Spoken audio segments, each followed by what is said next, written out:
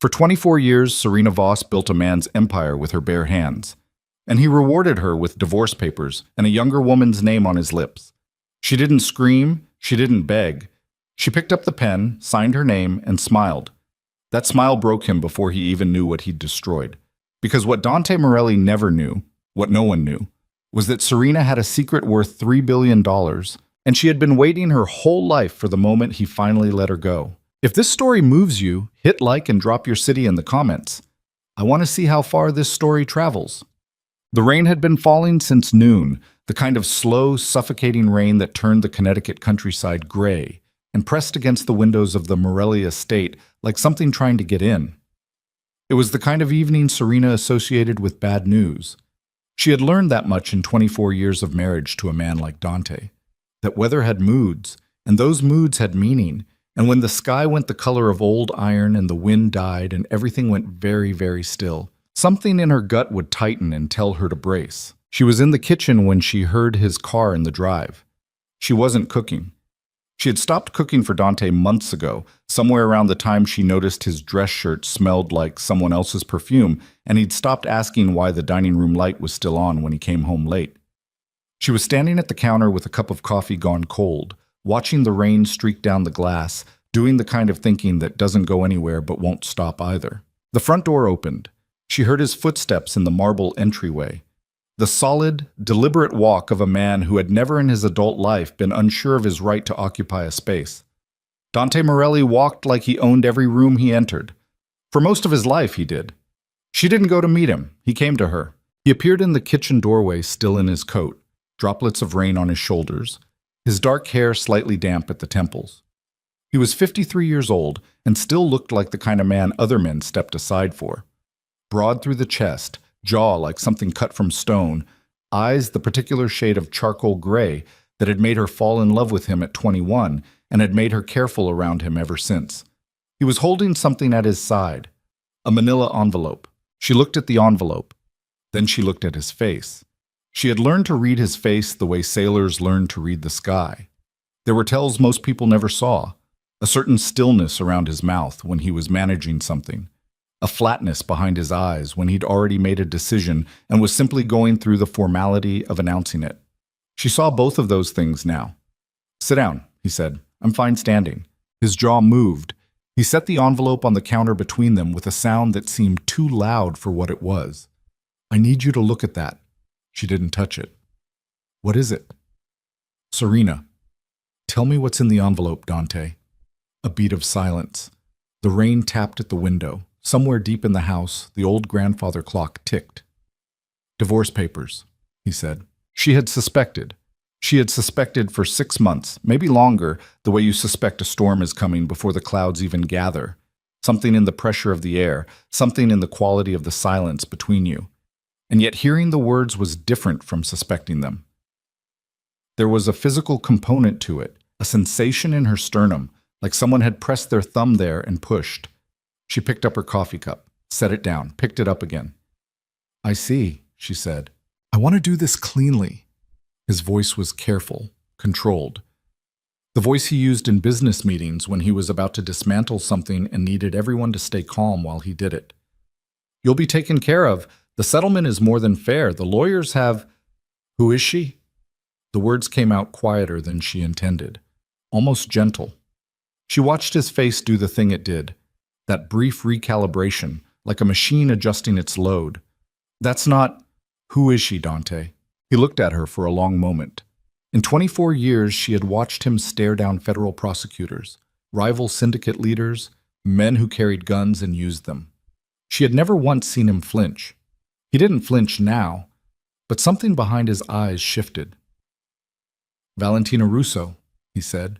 The name meant nothing and everything. She turned it over in her mind the way you turn over a stone to see what's living underneath. Valentina Russo. She'd heard the name. Of course she had. The attorney.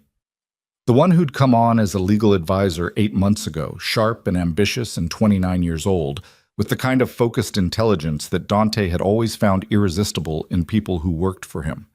Until apparently it became something other than professional. "How long?" she said. "Serena?" "How long?" 7 months. 7 months.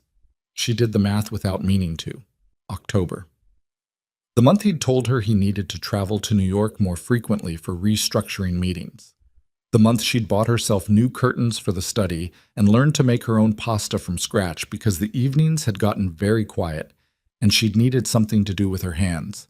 She reached out and picked up the envelope.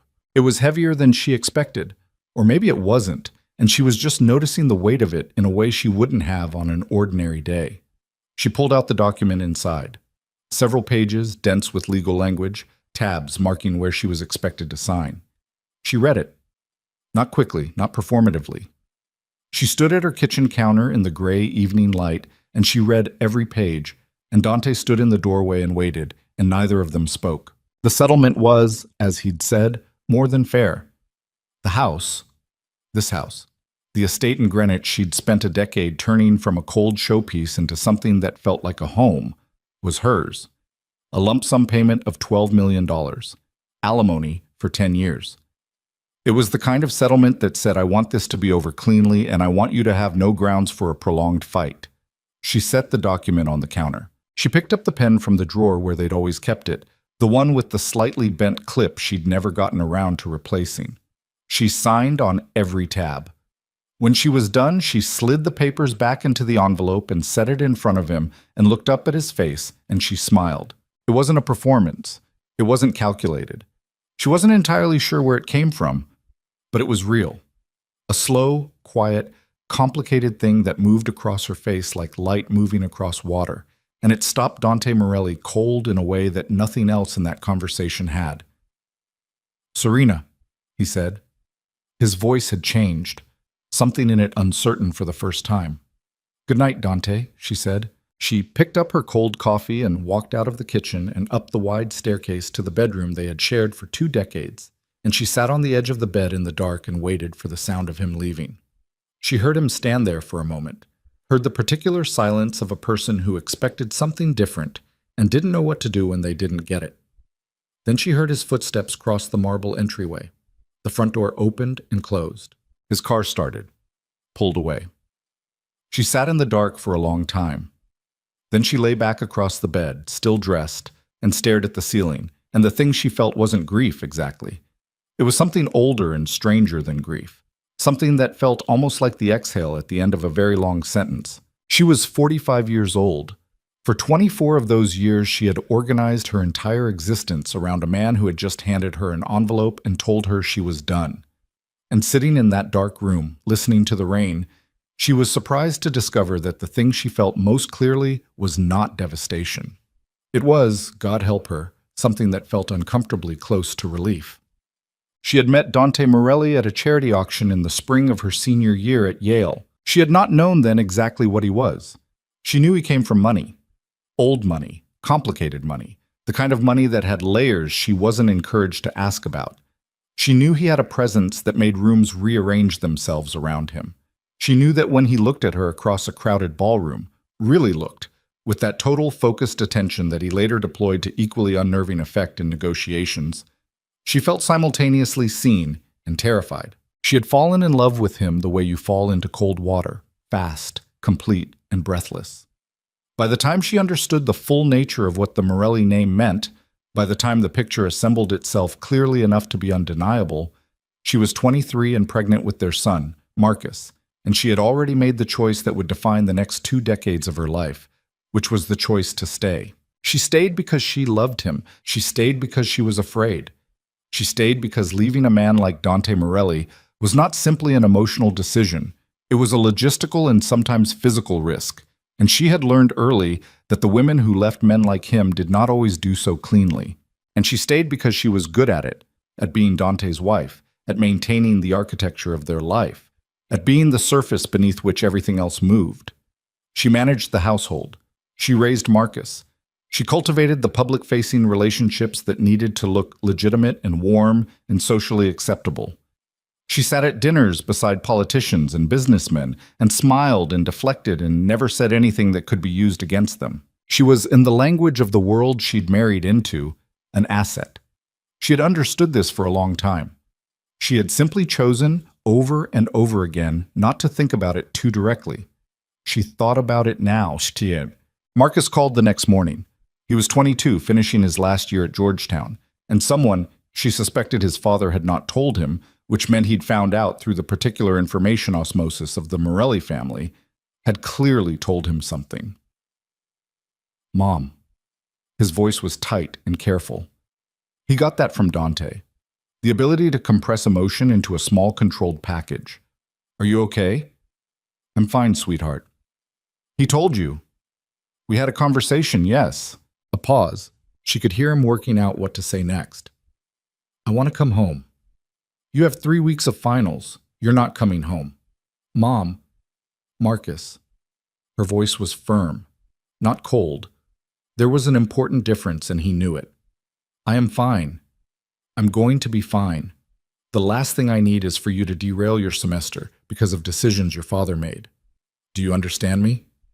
Another pause. Did you know before last night? She considered the question. I suspected. And you didn't... He stopped, started again. You just let it happen? It wasn't a matter of letting, it was a matter of choosing my moment. She said it before she thought about it, and then she stopped, because the words surprised her. She hadn't known she was thinking in those terms. She hadn't known, until she heard herself say it, that some part of her had been doing exactly that. Not enduring, not waiting, but positioning. The line was quiet. What does that mean? Marcus asked. It means I'm going to be fine, she said. Finish your exams. I love you. She ended the call and stood in the kitchen. Dante's kitchen, she supposed. The one they'd renovated together 5 years ago. The one with the stone countertops she'd chosen and the window she'd always loved for its view of the garden. And she thought about the word she'd used. Moment. Her father's letter arrived 4 days after the divorce papers. It came through a law firm she'd never heard of, Hale, Whitmore and Associates, with a Hartford address, and the envelope was addressed to her by her maiden name, Serena Blackwood, a name she hadn't used in 24 years. She almost didn't open it immediately. There was something about receiving a letter addressed to a person you used to be that required a moment of preparation. She sat at the kitchen table with a cup of tea and she opened it. Her father, Samuel Blackwood, had died 4 years ago. A quiet man, a careful man. He had spent 40 years as a watchmaker in a modest shop in New Haven, and he had lived in the same modest house his entire adult life. And he had died leaving what she'd assumed was a modest estate, some savings, the shop, the house, a few investments she'd helped manage, in his final years that had amounted to somewhere north of $200,000. She had grieved him. She missed him still, in the particular low-frequency way you miss someone who is always steady and quiet and constant, and then simply isn't anymore. She read the letter. Then she read it again. Then she sat very still for a very long time while the tea went cold and the afternoon light shifted across the table, and she tried to absorb what the words on the page were telling her. Her father had not been only a watchmaker. The letter was in his handwriting, small, precise, the hand of a man who worked with tiny mechanisms and valued accuracy. And it explained methodically and without drama that over the course of 40 years he had built something, not quickly, not with any single stroke of fortune, but slowly, carefully, the way he built everything, with patience and precision and the long view. He had started in his 30s with a series of small real estate purchases in Connecticut and western Massachusetts, properties that were undervalued and that he had held and managed with an attention to detail that most people reserved for far more glamorous investments. He had reinvested the returns. He had diversified across sectors and geographies as the decades passed. He had operated through holding companies and trusts structured in ways that kept the full picture invisible to any single view. He had done all of this quietly and invisibly, the same way he'd done everything in his life. The Blackwood Family Trust, the letter explained, was currently valued at approximately $3.3 billion. It belonged, in its entirety, to Serena. There was a name at the bottom of the letter, Vincent Hale, the senior partner of the firm that had sent the envelope, her father's longtime friend and the trust's executor. Call him, the letter said. He's been waiting. She put the letter down on the table. Outside the kitchen window, the garden was coming into its first spring green, the kind of tentative, startling brightness that appears in Connecticut in mid-April, like an apology for everything that winter did. She looked at the garden for a long time. Then she picked up her phone and dialed. Vincent Hale was 71 years old, white-haired, soft-spoken, and possessed of the particular stillness of someone who had been keeping a very large secret for a very long time and was profoundly relieved to finally be done with it. He met her at his firm's offices in Hartford 3 days later, a conference room with floor-to-ceiling windows overlooking the Connecticut River. Documents stacked on the table with the organized care of someone who had been preparing for this meeting for years, which, she learned, he had been. "Your father was a remarkable man," Vincent said. "He said it the way you say something you've known to be true for so long it has passed beyond belief into fact." "I didn't know him," Serena said. She heard the roughness in her own voice. "I mean, I knew him, I loved him, but I didn't know this." "He was very deliberate about that. He felt strongly that you should never become dependent on the wealth. He wanted you to, his word was, earn yourself. He wanted you to become who you were going to be without the safety net, so that who you became was genuinely yours." She thought about the years she'd spent in Dante's shadow. She thought about the things she'd been and done and endured, and the word she'd always used for it internally, which was choices, because choice felt better than fate. "He was watching," Vincent continued carefully, "these last few years. He knew about your marriage. He knew about the difficulties." She looked up. "He was concerned," Vincent said, "but he also believed you would find your own way out. He said," he paused, as if checking the precise wording from memory. He said, "My daughter has more spine than she's ever been allowed to show. When the time comes, she'll know what to do with it." She pressed her lips together. She was not going to cry in this conference room. "What do I need to do?" she said. Vincent gestured to the documents. "I'll walk you through everything. The trust structure, the holdings, the management team that's been operating in place for the last several years. It's running well. It doesn't need rescuing. It needs an owner." She looked at the stacked folders on the table. "How long will it take me to understand all of this?" He smiled, and it was a kind smile, the smile of someone who had also been waiting to see what she was capable of. "That depends on how fast you want to learn." She reached for the first folder. "Show me," she said. She moved out of the Greenwich estate on a Thursday in early May. She didn't take much: some clothes, books, the kitchen things she'd actually chosen herself rather than the ones that had come with the house. The framed photograph from her mother's garden, the one she'd always kept on the nightstand. The small carriage clock from her father's workshop that he'd given her on her wedding day, not as a gift to the couple, she understood now, but as a gift to her, specifically. The movers were efficient and quiet. She tipped them well. She walked through the house one last time, through the kitchen, through the study, with its shelves of books, through the front hallway, with the marble floor she had walked across 10,000 times. And she did not feel grief at leaving. She felt the particular release of putting down something that has been very heavy for a very long time. The estate she'd purchased in Litchfield County was smaller than the Greenwich mansion, but sat on 40 acres of rolling land with a view that, on clear mornings, felt like being handed a gift you hadn't asked for and didn't know how to properly deserve. A stone farmhouse built in the 1890s, added to over the decades in ways that gave it a comfortable, layered quality. A house that had been loved by people before her and was ready to be loved again. She spent the first 3 weeks doing nothing but learning. Vincent drove up from Hartford twice a week.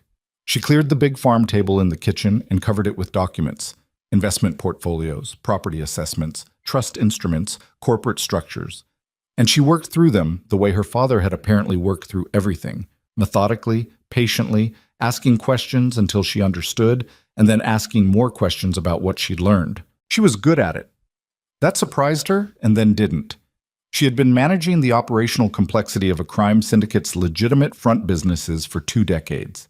She had simply never been applying those skills to anything that belonged to her. By the end of May, she had a working understanding of the trust's major holdings. By the end of June, she was sitting in on calls with the investment team. By July, she was making decisions.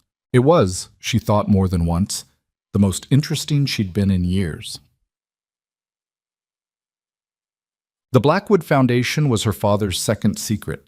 It had been operating quietly for 12 years, funding community projects across the Northeast, libraries, after-school programs, rural healthcare initiatives, historic preservation.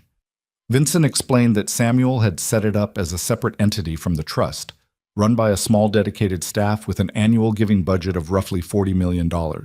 He was proud of it, Vincent said. He'd have been proud of you taking it over. She drove to the foundation's office in New Haven on a Wednesday morning in August and met the staff. 6 people, all deeply competent, all operating in the cheerful, focused mode of people who genuinely believe in what they're doing and have been doing it long enough to stop being surprised by how hard it is. She told them she intended to expand. She told them she wanted to prioritize built environment projects, schools, libraries, community centers, places people gathered. She had spent 20 years living in houses that were showcases rather than homes, and she had strong feelings about what a building should do for the people inside it. The project director, a focused woman named Patricia Okafor, had nodded and said, "We've been wanting to move in that direction. We just needed the budget authority and someone willing to sign off." "You have both now," Serena said. The first project Patricia brought to her was a community library in Waterbury that had been closed for 3 years after structural damage. The proposal included a full restoration and expansion, with the construction work to be led by a firm called Mercer Plus Associates, whose principal architect had built a substantial regional reputation for exactly this kind of work. She looked at the proposal. She approved the budget. 3 weeks later, she drove to Waterbury to see the site. The Waterbury Library was a 1920s Carnegie building on a corner lot that had been beautiful once and was beautiful still beneath its damage. A solid limestone facade, arched windows, the kind of proportions that communicated permanence and welcome simultaneously. The construction crew had cordoned off the block and scaffolding was already going up when she arrived. She was standing on the sidewalk looking at the building's face, at the crack running up through the limestone above the left window, at the boarded main doors, at the carved text above the entrance that someone had chalked in again so it was legible, when a man came around the side of the building with a set of rolled drawings under his arm and a hard hat pushed back on his head and nearly walked into her. He stopped. She stepped back. "Sorry," he said. "Didn't see you there." "My fault," she said. "I was standing in the middle of the sidewalk staring at your building." "It's not mine yet." He looked up at it with the same focused attention she'd been applying, and something in the quality of his attention made her glance at him. "Give us 8 months." He was somewhere in his mid-40s, she guessed, lean, a little weathered, with the kind of face that had spent significant time outdoors. He had paint on his forearm and a pencil behind his ear, and he was looking at the damaged limestone like someone studying a patient. "You're the architect," she said. He looked at her then, brown eyes, direct. "Adrian Mercer. Are you from the foundation?" "Serena Blackwood." She held out her hand. "I'm the foundation." He shook it. His grip was straightforward. No performance in it. "The crack's structural," he said, turning back to the building without any social buffer. "Runs deeper than it looks. We're going to have to take that section of the facade apart and rebuild it, which means matching the limestone as close as we can from a Pennsylvania quarry that's been out of operation since the 60s. He said it matter-of-factly, as if he'd been thinking about this problem for some time and was simply continuing a conversation already in progress. "Can you match it?" "Pretty close. Won't be perfect. You can always tell if you're looking for it." He glanced at her. "I'd rather be honest about that than promise you something I can't deliver." "I appreciate that," she said. He looked at her for a moment, as if recalibrating something. "Do you want to see the drawings?" She did. They stood on the sidewalk for 40 minutes while he walked her through the plans. The structural repairs, the expansion design for a new wing at the rear that would add community meeting space and updated technology, the preservation choices he'd made in keeping the original reading room's proportions and materials while updating everything behind the surface. He explained things clearly, without condescension, making the technical information accessible without dumbing it down. When she asked questions, and she asked several, he answered them directly, sometimes reconsidering his explanation when her follow-up suggested she'd understood the first one and wanted more depth. She couldn't remember the last time someone in a professional context had engaged with her as if her intelligence was a given rather than a pleasant surprise. "I want monthly progress reports," she said when they'd finished. "Real ones. If something's not going according to plan, I want to know before it becomes a problem." "That's how I work anyway," he said. No elaboration needed. She looked at the building one more time. at the carved text above the entrance that someone had kept legible through years of closure. Free to all, it read, which was the standard Carnegie inscription, but it landed differently now. Now that she was the one making it possible for that door to open again. 8 months, she said. 8 months, he confirmed. She shook his hand again and walked back to her car, and she was most of the way back to Litchfield before she noticed that she was thinking about the building's bones, about limestone and permanence and what endures, and not, for the first time in recent memory, about Dante Morelli. Plus, October came with its burning colors and cool, sharp air, and Serena's days acquired a shape they hadn't had in years. Mornings, the farm table, the documents, the calls with the investment team. She was learning the rhythm of managing capital at this scale. When to move, when to hold, how to read the behavior of the market the way her father had read it, with patience and a long view and no interest in the spectacular. Middays. Often the road. She visited foundation projects across the state, the Waterbury Library, a school expansion in Bridgeport, a historic theater in New London where the renovation was 6 months in and running beautifully. She spent time on each site. She asked questions. She got her shoes dirty. Evenings. The farmhouse. She'd furnished it gradually and with genuine attention, choosing things she actually wanted rather than things that signaled the right kind of wealth. The kitchen table. The deep chairs by the fire. The bookshelves she'd filled herself. She was alone a lot. She didn't mind. She'd been lonely inside her marriage for years, that particular loneliness of being surrounded by a life that didn't quite belong to you. This solitude was different. It was spacious. It had room in it. Marcus visited in October. He came for a long weekend, driving up from D.C., where he'd started a position at a policy institute, and he walked through the farmhouse with the careful expression of someone trying to understand a translation. "This doesn't look like what I expected," he said. "What did you expect?" "I don't know. Something more," he gestured vaguely. "Something more like the Greenwich House." "The Greenwich House was your father's house," she said. "This is mine." He looked at her. He had Dante's face, the strong jaw, the eyes. But his mother's quality of stillness, the kind that came from watching rather than from control. "You seem different." "I am different." "Different how?" She thought about it. "Like myself," she said finally. "I seem like myself." He sat with that for a moment. Then he nodded, slowly, the way young people nod when they're accepting something that doesn't entirely make sense yet, but they're willing to let it. "Dad's having a hard time," he said carefully. "I imagine he is." "He called me last week. He wanted—" Marcus stopped. "He wanted to know if you were okay. Tell him I'm fine." "He knows you're fine. That's not what's bothering him." She looked at her son. "Marcus, I'm not taking sides. I know you're not. I'm just—" He exhaled. "He made a mistake." "He made a choice," she said. "There's a difference." A pause. The fire crackled. Outside, the October wind moved through the maple at the edge of the garden. "Is there someone—" Marcus started. "No," she said, simply, truthfully. He nodded. "Okay." They ate dinner together and talked about his work, and she told him about the library in Waterbury and what limestone quarrying had looked like in the 1920s. And he laughed at the precision of her new knowledge. And she laughed too. And it was the most uncomplicated evening she'd had in a long time. She ran into Adrian Mercer again at a site visit in early November. She'd come to Waterbury for the monthly report. The facade work was progressing, the limestone match was better than he'd promised, the rear expansion was framing out, and they ended up, somehow, walking the construction site together for 2 hours, while he explained decisions and she asked the questions that made him reconsider some of them. He wasn't used to that, she could tell. He was a man who operated from significant competence and had built a practice around that competence, and the people who commissioned him generally trusted him and got out of the way. He wasn't used to clients who engaged at the level of materials, science, and structural logic.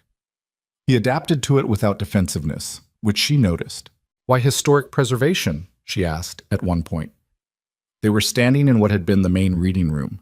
The scaffolding up, the ceiling exposed, the original oak woodwork covered in protective sheeting. He looked around the room before he answered, which she'd started to recognize as his habit, looking at the space before he talked about it. Because everything new we build starts deteriorating the moment it's finished, he said. But these buildings, he gestured at the walls, they've already proven they can last. My job is just to help them keep going. That's an unusual way to think about your work. Maybe. But I've been doing this for 20 years and I've never gotten tired of it. He glanced at her. That's the test, I think. If you can do something for 20 years and still find it interesting. She thought, involuntarily, about 24 years of marriage to Dante Morelli. What if you couldn't, she said. Stop. Do what you were doing even though it had stopped being interesting a long time ago. He was quiet for a moment, sensible enough not to offer a platitude. I think, he said slowly, that probably costs you something. Over time. I think it costs you something. It does, she said. They stood in the preserved reading room for a moment in companionable silence, and neither of them said anything else about it. The call from Vincent came on a Tuesday evening in late November, when Serena was at the farm table going over fourth quarter reports. I have a proposal, Vincent said. Tell me if it's too much. He explained the gala, a formal event in late spring, May or June, at which the Blackwood Foundation would make its public debut. Not just as a charitable organization, but as what it actually was, one of the largest private philanthropic trusts in New England, backed by a family fortune that had been operating in quiet for 4 decades. The event would introduce Serena publicly as the foundation's director and its principal. The guest list, she said carefully, what does it look like? Politicians, investors, business leaders. A pause. The major figures in the region's legitimate economy and some who straddle lines. She understood what he meant by the last category. Dante. He would be invited, yes. His business interests in the region make it difficult to exclude him without it looking deliberate. It would be deliberate? Yes. A beat. Is that a problem? She thought about this. Thought about what it meant.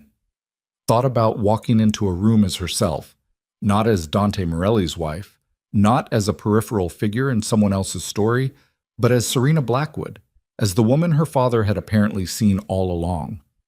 She thought about the smile on the night she'd signed the papers, and how it had come from somewhere she hadn't fully understood yet.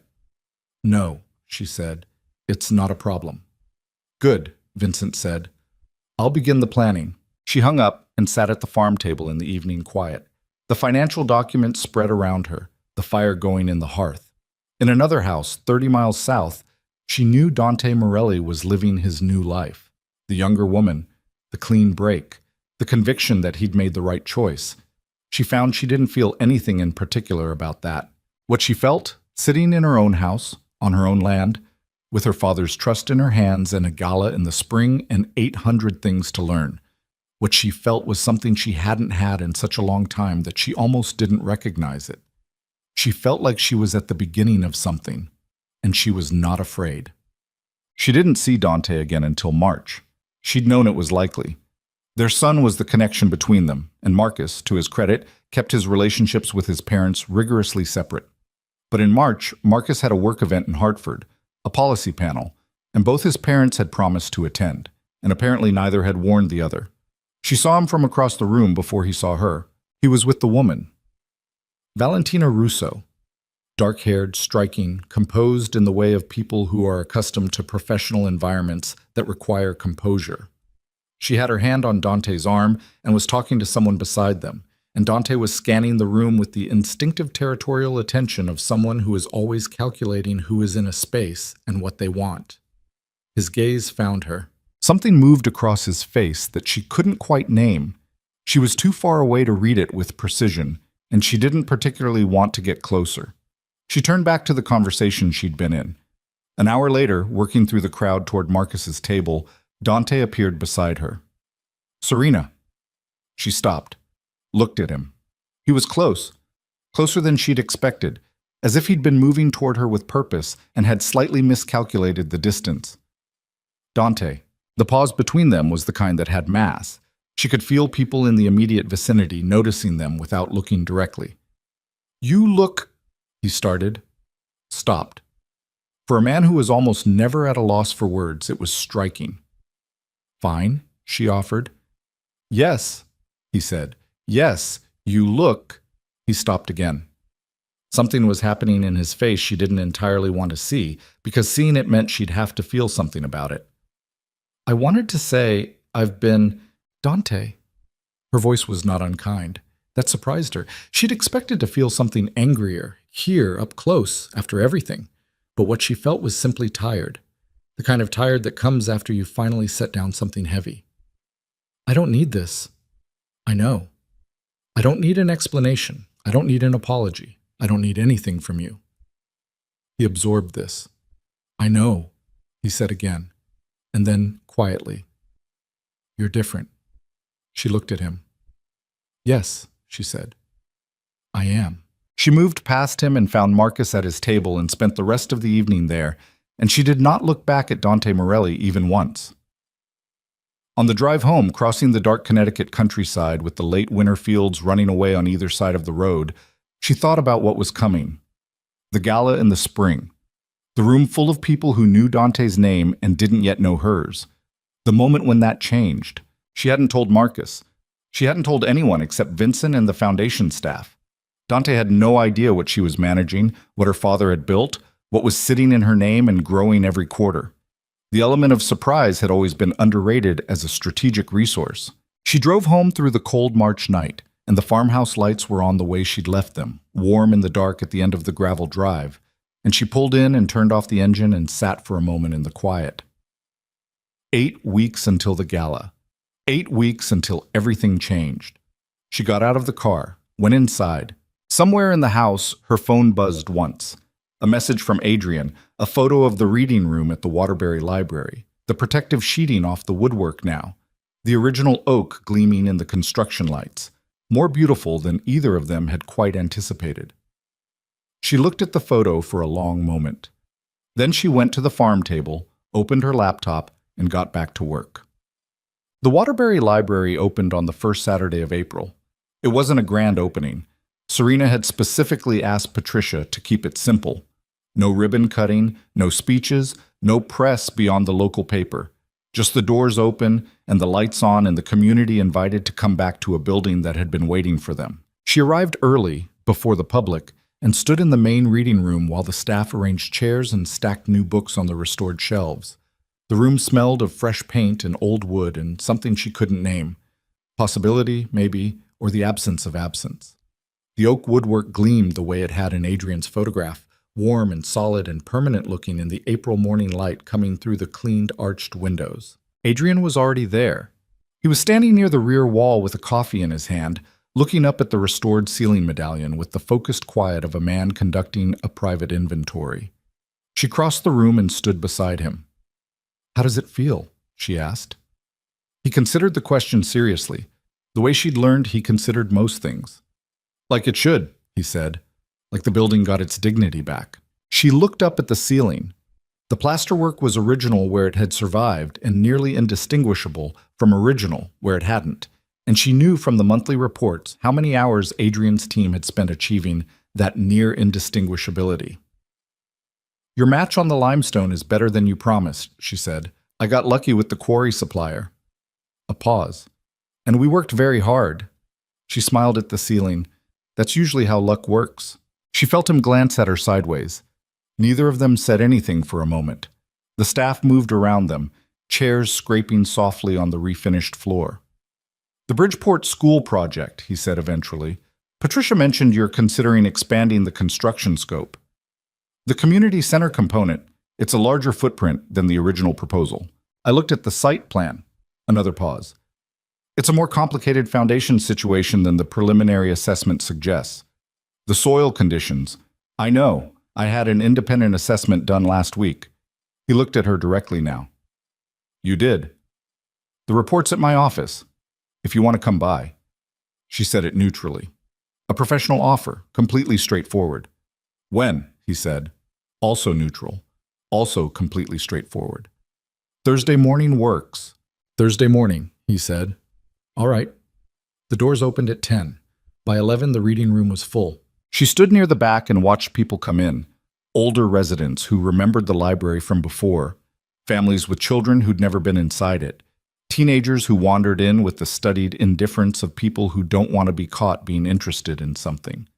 She watched a woman in her 60s run her hand along one of the restored oak reading tables and then stand there with her eyes closed for a moment. And Serena felt something shift in her chest that she didn't try to name. Her phone buzzed. She looked at it and felt the shift reverse. Dante.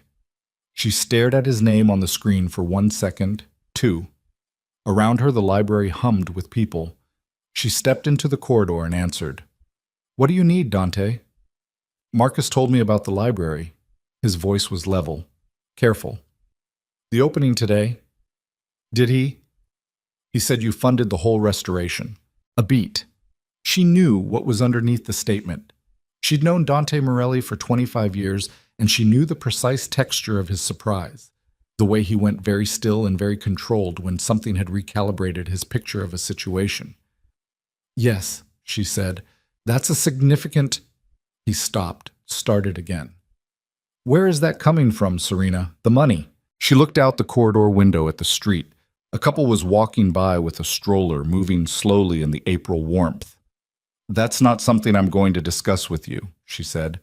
"I have a right to know." "You have absolutely no right to know anything about my finances. We're divorced, Dante. My resources are mine. If you came into some kind of—" "Goodbye," she said, and hung up. She stood in the corridor for a moment with her hand tight around the phone. Then she took a slow breath and loosened her grip, and went back into the reading room where the oak tables were full of people, and the arched windows were bright with morning light, and the building, restored and solid and permanent, held everyone inside it with the quiet confidence of something that had decided it was going to last. He called again on Monday. She didn't answer. He called Tuesday. She let it go to voicemail.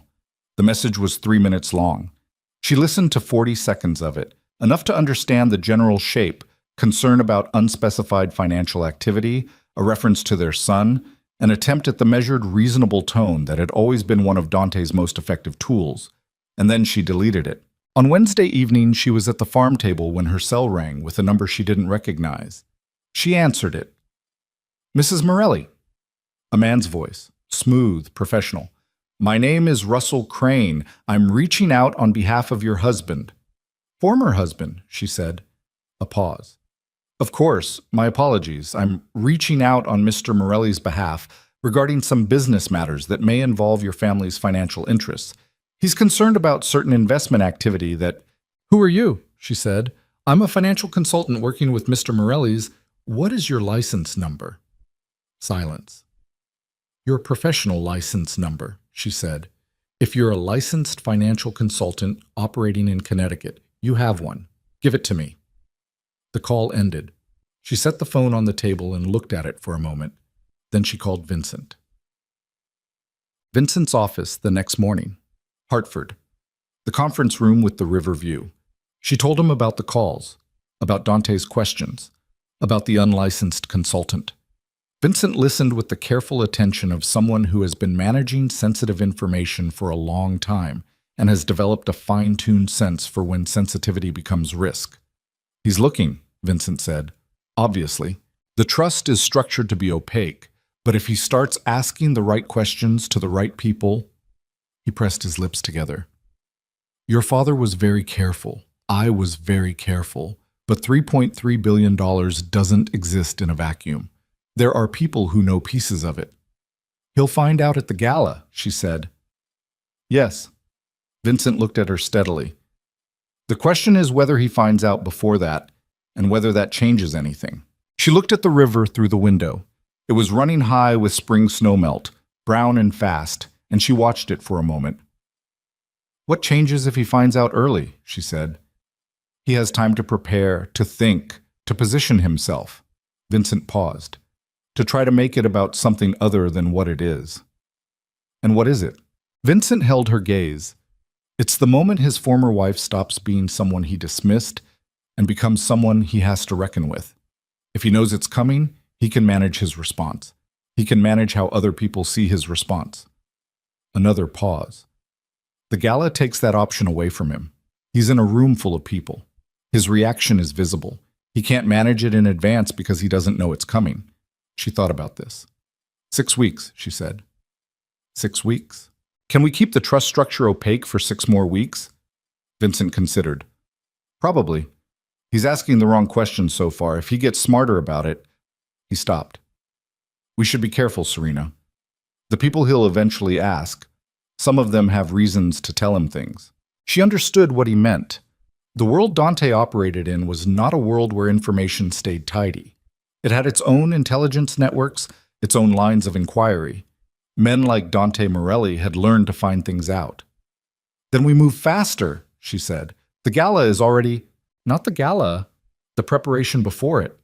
She straightened in her chair. I want to establish the Foundation's public presence more clearly before the event. Not the full reveal, but enough that when he does find something, what he finds is the charitable work, the library, the school projects, a legitimate philanthropist operating in the region. She paused. Let him think that's all it is. If he finds it, let him assume the scale is modest. Vincent looked at her with something that was not quite admiration but was adjacent to it. Your father used to do exactly that, he said. Reveal one true thing to obscure the larger truth. I learned from someone who learned from him, she said. I just didn't know it at the time. She was leaving the Hartford office when her phone rang, and she answered it without looking because she was already thinking about the next 4 weeks and what needed to happen in them. Serena, Valentina Russo's voice. She stopped walking. Valentina, she said. I know this is... A breath. I know this is not appropriate. I apologize for calling directly. The lobby of Vincent's building. Marble floor. The sound of people moving through the revolving doors. Serena walked to a corner near the window, away from the foot traffic. What do you want? She said. Not hostile, simply direct. I wanted to tell you. Valentina's voice was careful, the voice of someone who has rehearsed this and is now executing it and finding the execution harder than the rehearsal. He's still in love with you. Serena was quiet. I know that's... Valentina stopped. I know I have no right to tell you that. I know it's not my place. But I think you should know that what happened between us, it was... Another stop. He was going through something about control, about proving something. She paused. I was convenient. The word landed in the lobby's ambient sound and sat there. Why are you telling me this? Serena said. Because he's not the same. Valentina's voice had changed. Some of the careful control had come down, and what was underneath it was something genuinely worn. Since the divorce, since whatever he found out about your... She stopped. What did he find out? Serena said, and her voice was still level, but something in her had gone very still. I don't know exactly. He got a call last week from someone in Hartford. He didn't tell me who, but after that call, he was different. A pause. Quieter. Careful in a way he isn't usually careful, like he was recalculating something. Hartford. Someone in Hartford. Is this conversation... Serena started. He doesn't know I'm calling. He would be... Valentina paused carefully. Unhappy. Serena looked out the lobby window at the Hartford street, people moving past in the April noon, a woman walking a dog, a man on a bicycle. Valentina, she said, I appreciate you telling me this. I mean that. But I need you to understand something. What Dante Morelli does or doesn't feel is not something I can be responsible for. Not anymore. A long pause. I know, Valentina said. I just thought... She stopped. I thought you deserved to know that he knows he made a mistake. He made a choice, Serena said, for the second time. There's a difference. She ended the call and stood at the lobby window and allowed herself 15 seconds to feel the thing she was feeling, which was not grief and not anger, but something colder and more precise, something that felt like the moment when a problem you've been working comes into focus, and you can see exactly what it is. Dante was recalculating. Someone in Hartford had told him something. She had 6 weeks. She called Patricia from the car. I need the Foundation's press presence accelerated, she said when Patricia answered. The library opening in Waterbury. I want a piece in the Hartford Courant. Human interest. Focus on the building and the community. Not on me, but my name should appear. I can have that placed within the week, Patricia said. I know the features editor. Good. The Bridgeport School project. When is the groundbreaking? We were planning mid-May. Move it up. End of April. Can you do that?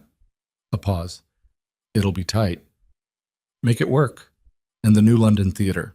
Where are we on the public announcement for Phase 2? I was going to bring it to you next week. Bring it today. I want to see everything that can be made public in the next 4 weeks. She heard Patricia processing this. Patricia was smart enough not to ask why the timeline had changed. She'd picked good people, Serena had decided. She'd picked people who understood that when the person who signs the checks changes the pace, you change the pace. I'll have a plan by this afternoon, Patricia said. Good, Serena said, and hung up. She drove the first few miles toward home on autopilot, thinking through the pieces. Dante was looking. Someone in Hartford. Not Vincent, she was certain of that, but Hartford was not a small place, and the Trust's invisible empire touched a lot of institutional surfaces. A bank, a property manager, an investment custodian. Any of those could have let something slip to a careful question, not even knowing they were giving information to the wrong person. He was recalculating, and a recalculating Dante Morelli was a Dante Morelli who was building something, which meant she needed to be further along before he finished building it. 6 weeks. She pressed the accelerator down on the empty stretch of Route 44 and let the car move. Adrian came to the farmhouse on Thursday morning as planned. She had the Bridgeport site assessment spread on the farm table when his truck pulled into the drive, and she made coffee while he took off his jacket and settled into the chair across from her, and reached for the topmost document with the natural ease of someone who is comfortable walking into working spaces and picking up where the work is. They spent 2 hours on the Bridgeport project. The foundation conditions were complicated. Previous industrial use had left the soil inconsistently stable, and the expansion's footprint required either significant remediation or a redesigned foundation approach, both of which affected cost and timeline. Adrian had preliminary thoughts. She had the assessment numbers. Between them, they worked through the options with the particular rhythm they'd developed over the winter, which was a rhythm built on the mutual recognition that neither of them wasted words. He pushed back twice on her inclination toward the more aggressive remediation timeline. She pushed back once on his preliminary cost estimate. Both times the exchange was direct and specific, and both times they ended up somewhere neither of them had started, which was the best outcome of any working conversation. You'll need a structural engineer on site during the foundation pour, he said, closing the last folder. I know someone good. I can have her take a look at the assessment before we finalize the approach. Send me her information. He nodded, picked up his coffee cup, set it down. There was something in the quality of the following silence that was different from the professional silence they'd been working in, and she registered the difference without looking at him. The gala, he said. She looked up then. Patricia mentioned it. His voice was neutral. The foundation launch event. A pause. She asked if I'd be willing to present the Waterbury project, the before and after, what the restoration involved. Would you be? She said. He met her eyes steadily. That depends. On what? On whether you want me there. The farm table between them. The morning light from the east-facing window. Outside, the April fields were greening up, and the maple at the edge of the garden had its first soft haze of leaves. I want you there, she said. He nodded once. Then, I'll be there. Neither of them said anything else about it. She topped off both their coffees. He reopened the Bridgeport assessment. They went back to work. But there was something in the room that hadn't been there when he arrived. Something that occupied the space between the folders and the coffee cups with a warmth and a specificity that she chose, for now, to leave unnamed. The Hartford Courant piece ran the following Tuesday. By Wednesday morning, her phone had 7 missed calls. Not from Dante, from people adjacent to Dante, the particular social geography of the regional business world that she knew well from 2 decades of navigating it from the wrong side of the power equation. She returned none of them. What she did return, Thursday morning, was a call from a woman named Elaine Forsyth, who was the chair of the Regional Business Council and who had been a peripheral acquaintance during Serena's marriage, someone she'd sat near at dinners, exchanged pleasantries with, but never really engaged with directly. Elaine had read the piece. She was direct about why she was calling. I didn't realize the Blackwood Foundation operated at this scale, she said. The Waterbury project alone, that's a significant commitment. There are several others in progress, Serena said. I'd like to have lunch, if you're open to it. Serena looked at her calendar. She had a call with the investment team in the morning and a site visit in the afternoon. Next Tuesday, 1 o'clock. There's a place in Litchfield called the Farmington. Do you know it? A pause of brief recalibration. Elaine Forsyth was accustomed to Hartford and New Haven, to the restaurants that announced their own importance. Serena had chosen the Litchfield place specifically because she liked its food and didn't care about its significance. I'll find it, Elaine said. The lunch was 45 minutes long and more efficient than Serena had expected. Elaine Forsyth was smart, well-connected, and genuinely interested in what the foundation was doing. She was also, and Serena clocked this immediately, someone who moved in Dante Morelli's business orbit, had done so for years, and was now looking at Serena with the focused reassessment of someone updating a picture they'd had in their head for a long time. You were at the Morelli events, Elaine said at one point, carefully.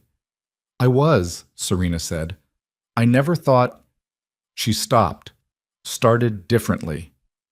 Dante always seemed like the gravity in that relationship. He seemed that way to me too, Serena said, for a long time. Elaine looked at her steadily, and Serena saw the moment when the older woman decided something. The gala in May, Elaine said. I'd like an invitation. I'll make sure you're on the list, Serena said. Driving home through the early May countryside, she thought about gravity, about objects that seem fixed and central until you move far enough from them to see that what you mistook for gravity was simply proximity, that the mass was never theirs alone. Her phone buzzed on the passenger seat. She glanced at it at a stoplight. Dante. Again. This time it was a text. We need to talk. In person. It's important. She read it once. Then she put the phone face down on the passenger seat and drove home through the spring evening with the windows down and the early May air moving through the car. And she felt something harden in her chest into something quiet and clear and absolute. She knew what in person meant. She knew what we need to talk meant. In Dante's vocabulary, it meant he had found something, figured something, and wanted to be in front of her when he used it, wanted to watch her face, wanted the physical dominance of a room between them where he could stand and look at her and still believe even now that he was the one who controlled the terms. She texted back, "Nothing to discuss, Dante." She set the phone down again. 22 days until the gala. She thought about the reading room in Waterbury, the oak tables full of people, the morning light through the restored arched windows. She thought about her father sitting in his modest watchmaker's shop for 40 years, building something invisible and patient and enormous, and how he had never once needed anyone to see it, to know that it was real. 22 days. She pressed the accelerator and let the spring countryside open up ahead of her, and she didn't look back at the phone even once. Not even when it buzzed again. Not even then. But it buzzed, and it kept buzzing. And on the fourth message, she stopped at a pullout on the empty road and picked it up and read what Dante had sent. And the thing that tightened in her chest wasn't fear exactly, but it was close enough to fear that her hand went still, and the evening air that had been warm suddenly felt too thin. He knew about the trust. Not all of it, not the scale, but he knew. And he'd written 4 words at the end of his final message that told her everything about what he was planning to do with what he knew. We should talk first. First. Before what? Before who? Before the gala. He was going to try to get to her before the room full of people did. He was going to try to make this a private conversation, a negotiation between 2 people who had history and leverage and secrets. He was going to try to pull this back into the world where he understood the rules. She sat on the side of the road in the May evening with the phone in her hand and understood, with a clarity that was almost physical, that the next 22 days were going to be a different kind of fight than the one she'd been preparing for. She had been building toward a public moment. Dante Morelli was trying to make sure that moment never came. She didn't sleep that night. She sat at the farm table until 2 in the morning with her father's trust documents spread around her and Dante's, 4 words burning in the back of her mind like something she couldn't quite look at directly. We should talk first. First. The word that contained the threat inside it like a blade inside a handshake. At 2:15 she called Vincent. He answered on the third ring, which told her he'd been awake too, or close enough to awake that the phone hadn't startled him. "He knows," she said. A pause. Not surprise. Something more like the sound of a calculation completing. "How much?" "Enough to want a private conversation before the gala." He used the word first. She paused. "Someone told him, Vincent. Someone in the trust's orbit." "I know." His voice was careful, too careful. She went still. "You know. I found out this afternoon. I was going to call you tomorrow." A breath. "One of the property managers, a man named Gerard Pitts, who handles 3 of the commercial holdings in New Haven. He was approached by someone presenting as a due diligence consultant for a real estate transaction. Standard questions, the kind that seem routine. He answered them." Another pause. "He didn't know what he was giving away." "Was he paid?" "I don't think so. I think he was simply outmaneuvered." Vincent's voice held something she recognized, the controlled self-reproach of someone who had failed to protect something they were responsible for. "I should have briefed the property managers more thoroughly. I'm sorry, Serena." She pressed her fingers against her eyes. The kitchen was cold. She hadn't noticed until now. "What does he know, specifically?" "The New Haven holdings, 3 commercial properties, the trust name, your name as beneficiary." A pause. "Not the scale, not the investment portfolio, not the full structure. He knows there's something. He doesn't know yet that something is everything. 3 commercial properties. 3 pieces of a picture that was actually 300 pieces. He'd found the corner of the puzzle and thought he'd found the center." "Can we hold the rest for 22 days?" she said. "If no one else talks." "Yes." Vincent paused. "But Serena, if he's working this actively, if he's hired people to ask questions, there are other surfaces. More property managers, bank contacts, the investment custodians. Then we get ahead of every single one of them," she said.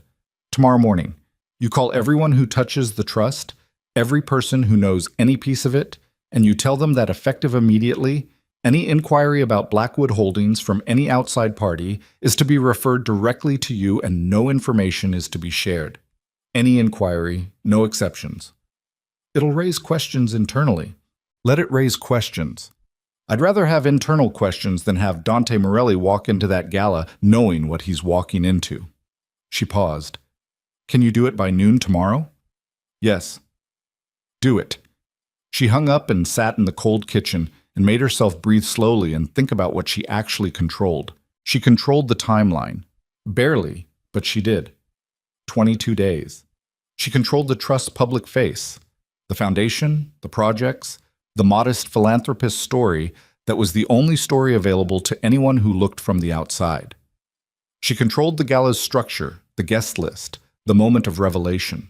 What she didn't control was Dante Morelli, who had been outmaneuvering people for 30 years, and who had looked at the corner of the puzzle and correctly understood there was a larger picture, and who had texted 4 words that meant "I am coming for this" before you can use it.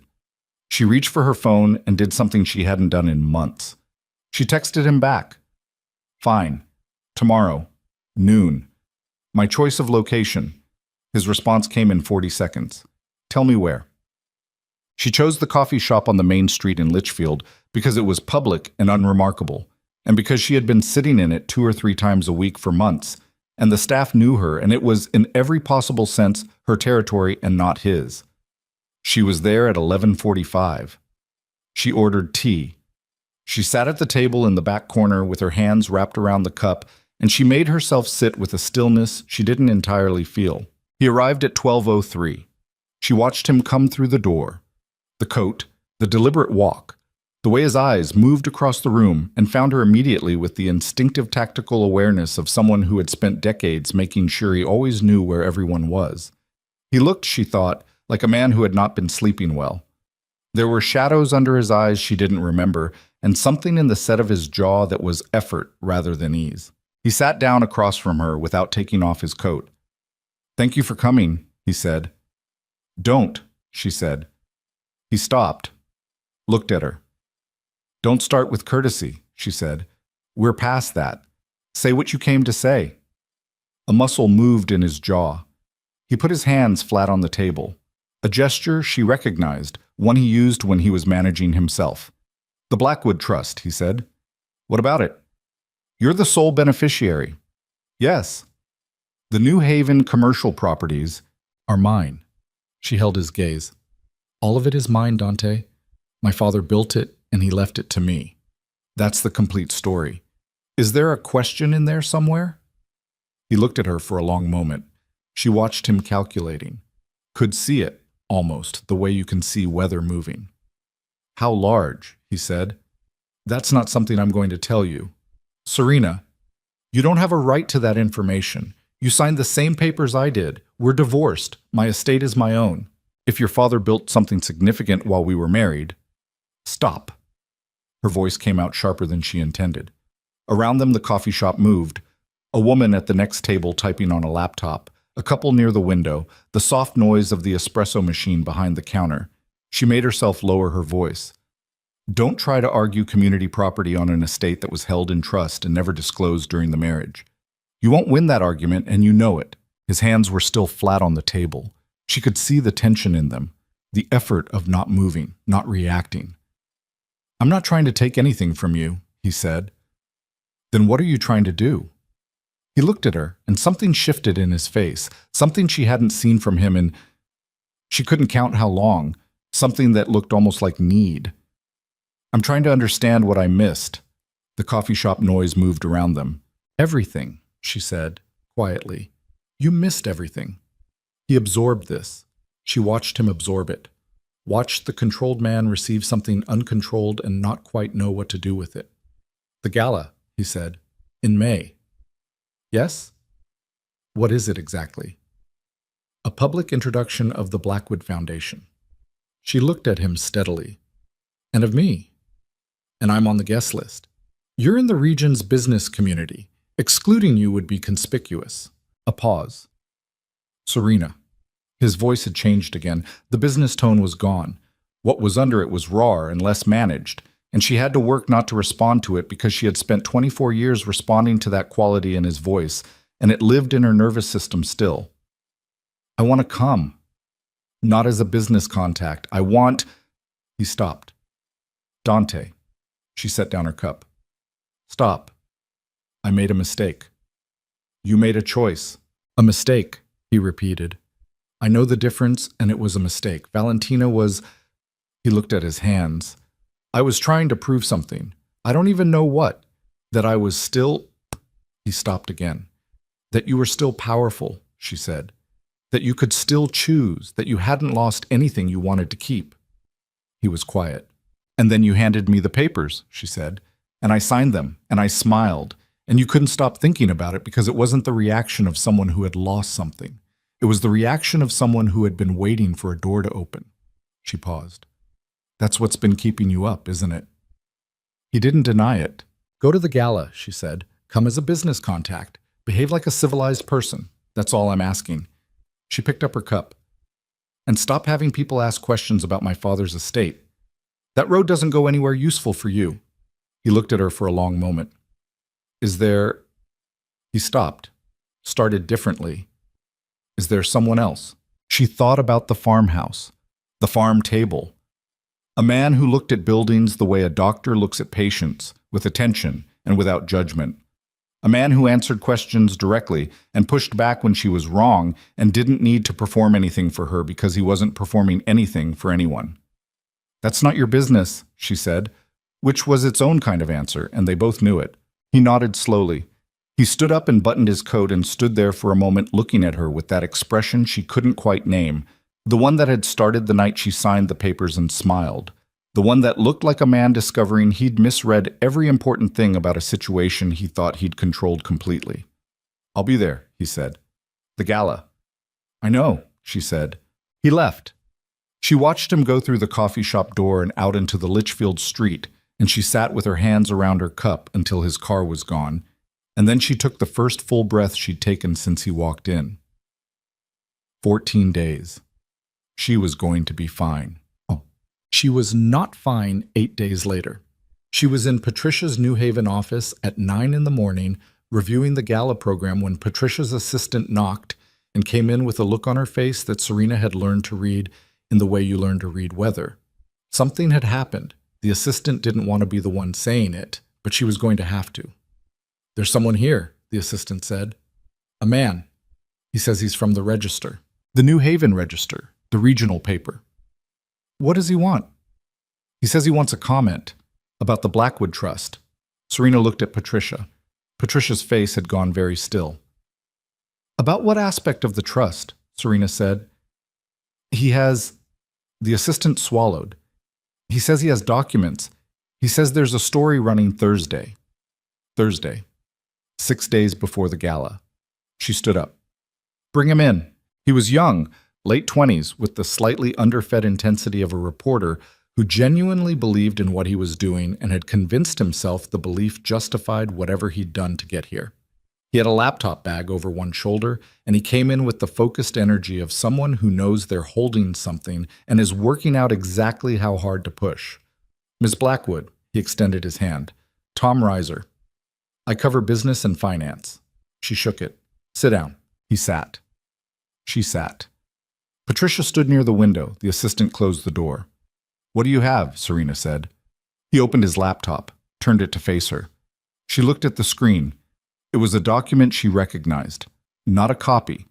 The original or a scan of the original. One of the trust's core instruments, the foundational filing that established the Blackwood Family Trust 41 years ago, with her father's signature and Vincent Hale's signature and the names of the initial holdings. "Where did you get this?" she said. "I can't reveal my source." He said it with the practiced steadiness of someone who'd expected the question and prepared for it. "The document is confidential trust material. The story I'm looking at," he said carefully, "is about a significant private fortune that operated invisibly in the Connecticut economy for 4 decades. The public interest question is why it was invisible, whether the concealment served any purposes beyond the purely private." He paused. "I'm giving you a chance to comment before we publish." "What purposes are you suggesting?" "The trust's earliest holdings included properties in New Haven that were, this is public record, subject to several regulatory questions in the 80s and 90s. He pulled up another screen. Questions about the sources of the acquisition capital. She looked at the second document. Her chest had gone cold. She had not known this. She had spent 6 months learning every piece of her father's empire, and she had not known this. "The story isn't about your philanthropy," Reiser said. His voice was professional, almost kind, in the detached way of people delivering information they know will hurt. "The story is about where the money came from, the original money, the seed capital. The trust was built over 40 years. Yes, but it was started somewhere." He closed the laptop. "I'm running the story Thursday. If you want to provide context, I need it by Wednesday evening." She looked at him. "Thank you for coming in," she said. He looked slightly startled. He'd expected more. "Ms. Blackwood, I heard you. Wednesday evening. I'll be in touch." She stood. The meeting was over and her body language said so unambiguously. He left. Patricia closed the door behind him and turned to look at her, and Serena was already on the phone with Vincent before Patricia could speak. Vincent's voice on the phone was the voice of someone who had been holding something back and could no longer hold it. "The original capital," she said before he could speak. 1981. The New Haven properties. Where did it come from, Vincent?" A silence that lasted 1 second too long. Vincent. "Samuel came to me in 1983, Vincent said, 2 years after the trust was established. He disclosed to me, confidentially as his attorney, the source of the initial acquisition capital." A pause. "I advised him to restructure, to create sufficient legitimate revenue within the trust that the original source would be, over time, effectively absorbed by legitimate gains." Another pause. "Which it was. By the early 90s, the original capital was a fraction of a percent of the trust's total value." "Where did it come from?" she said. Vincent was quiet. "Tell me where it came from," she said, and her voice was something she didn't fully recognize, stripped of everything but the need to know. "Your father had a partner," Vincent said, "in the earliest years. A man named Carol Raines. They'd grown up together. Carol was—" He stopped. Carol operated outside the law, in some significant ways. She was standing in Patricia's office with the phone pressed against her ear, and the New Haven morning light coming through the window and the city noise from the street below, and she felt the floor shift in the way floors don't actually shift, but feel like they do when something rearranges itself beneath your understanding of everything. My father took money from a criminal, she said, once. At the beginning. And then he spent 40 years making it clean. Vincent's voice was pained. Samuel was not a corrupt man, Serena. He made one decision when he was 31 years old, and he had an idea and no capital and a friend who had money and was willing to invest it. He spent the rest of his life, every day of it, building something legitimate on top of that one decision. And now a reporter has the original trust documents. Yes. And is going to publish a story about where the seed money came from. Yes. 6 days before the gala. The silence on the line was its own kind of answer. She walked to the window of Patricia's office and looked down at the New Haven street and tried to think clearly through the thing that was happening in her chest, which was not grief and not anger, but something that felt like structural failure. The sensation of something that had been bearing weight discovering it cannot. Her father. 40 years. The quiet watchmaker who built an empire in careful silence and left it to her as an act of love and faith. The man Vincent had called remarkable. The man who had written her a letter in his small, precise handwriting explaining what he'd built and why and what he hoped for her. And underneath it, buried beneath 40 years of legitimate work and genuine philanthropy and a fortune he had spent a lifetime making clean, one decision, one partner, one source of money that had been, at the beginning, the wrong kind. The reporter's source, she said. I don't know who it is. Think about who benefits from this story running 6 days before the gala. She looked at the street below. Think about who in this region has the motivation and the access and the network to find a 40-year-old trust document and put it in a reporter's hands on this specific timeline. Vincent was quiet for a long moment. Dante, he said. The name sat between them. He couldn't make it a private conversation, she said, so he made it a public one, just not the public moment I was planning. She pressed her fingers against the cold glass of the window. He's going to blow this up before I can control the narrative. He's going to make sure that when people hear the name Blackwood for the first time, what they hear isn't the foundation. What they hear is the question about where the money started. It would effectively destroy the gala's impact, Vincent said. At minimum, it would. I know what it would do. She stood at the window. Below her, New Haven moved in its ordinary Tuesday morning way. People walking, a delivery truck stopped at the curb, 2 women talking outside a coffee shop, the whole ordinary machinery of a city that didn't know or care, that somewhere above it a woman was watching 40 years of her father's legacy balance on the edge of a knife. She thought about the letter, the small, precise handwriting. My daughter has more spine than she's ever been allowed to show. She thought about a man who spent 40 years making one wrong thing right, quietly and completely, and without anyone knowing. She thought about what it meant to have a building's foundation compromised, what Adrian had said about the Bridgeport project, about the soil conditions, about how the instinct was always to shore up what you had, but sometimes the right answer was to design something new on top of the compromised ground rather than pretend the compromise didn't exist. She took her fingers off the glass. She turned away from the window. Get me Carol Raines, she said. Vincent made a sound. Serena. Is he alive? A pause. Yes. He's 83. He lives in, get me a number, get me a meeting. She picked up her bag from Patricia's desk. And call the Register's editor, not the reporter, the editor. Tell him we want a conversation before anything is published. What are you going to tell him? The truth, she said. The whole truth. All of it. She paused at the door of Patricia's office. My father spent 40 years trying to make one wrong thing right. I'm not going to let it be used as a weapon against everything he built. I'm going to tell the truth about where it started and what he did about it, and let people decide what that means. She paused. Because the only thing more damaging than the story getting out is the story getting out on someone else's terms. This will change this gala, Vincent said. Yes, she said. It will. It may change how people see the foundation. It may. She stood at the door. Or it may show them something about what the foundation actually is, which is the thing my father built to make good on a mistake he made when he was 31 years old. She paused. Some people will understand that, some won't, But everyone will know it came from me, and they'll know I told them before the newspaper did, and that matters. And Dante? She thought about Dante Morelli sitting somewhere right now, like his Greenwich office, most likely, believing he had just detonated something under her plans, believing she was going to be on the back foot for the next 6 days, believing that he had successfully converted her public moment into a crisis. Dante wanted to make this a private negotiation, she said, between two people with secrets in history. He wanted to remind me that he knows things, and that knowledge is leverage. She opened the door. I'm going to remind him that I know things too, and that the difference between us is that I'm willing to say mine out loud.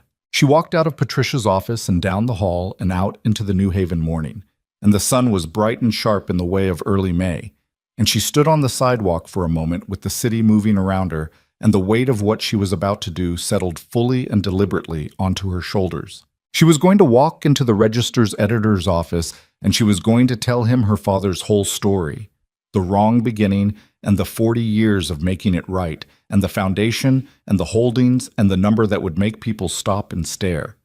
She was going to get ahead of the story before Dante could use it. And then she was going to call Adrian Mercer and tell him that the gala was still happening, and that the narrative had changed, and that she was going to need someone in that room who already knew the worst of it and was still standing beside. She called Adrian from the sidewalk outside the Register's building. He answered on the second ring. I need to tell you something, she said, before you hear it somewhere else. A pause. The street noise around her. A bus, someone's radio, the ordinary friction of the city. All right, he said. Just that. All right, she told him. Standing on the sidewalk with her bag over her shoulder and the May sun cutting hard angles between the buildings, she told him about Carol Raines and the seed money and 41 years of a trust instrument that a reporter now had in his possession. She told him about Dante and what she believed Dante had done. She told him she was walking into the Register's editorial offices in approximately 10 minutes to tell the whole story herself, on her terms, before the story could be told on someone else's. She told him all of it. He was quiet for a moment when she finished. She could hear the ambient sound of wherever he was, a construction site, from the quality of the background noise. What do you need? He said. Not what do you want me to say? Not, I'm sorry. What do you need? She pressed her free hand against her sternum for a moment, steadying something. I need someone at the gala who knows what it costs to get there, she said, who knows the whole picture and is still standing. I'll be there, he said. 3 words. She held them for a moment. Thank you, she said. She hung up and walked into the building. Shut. The editor's name was Paul Garrett. He was 50-something, gray at the temples, with the unhurried quality of someone who had been in the business long enough to have seen most kinds of stories and had stopped being surprised by any of them.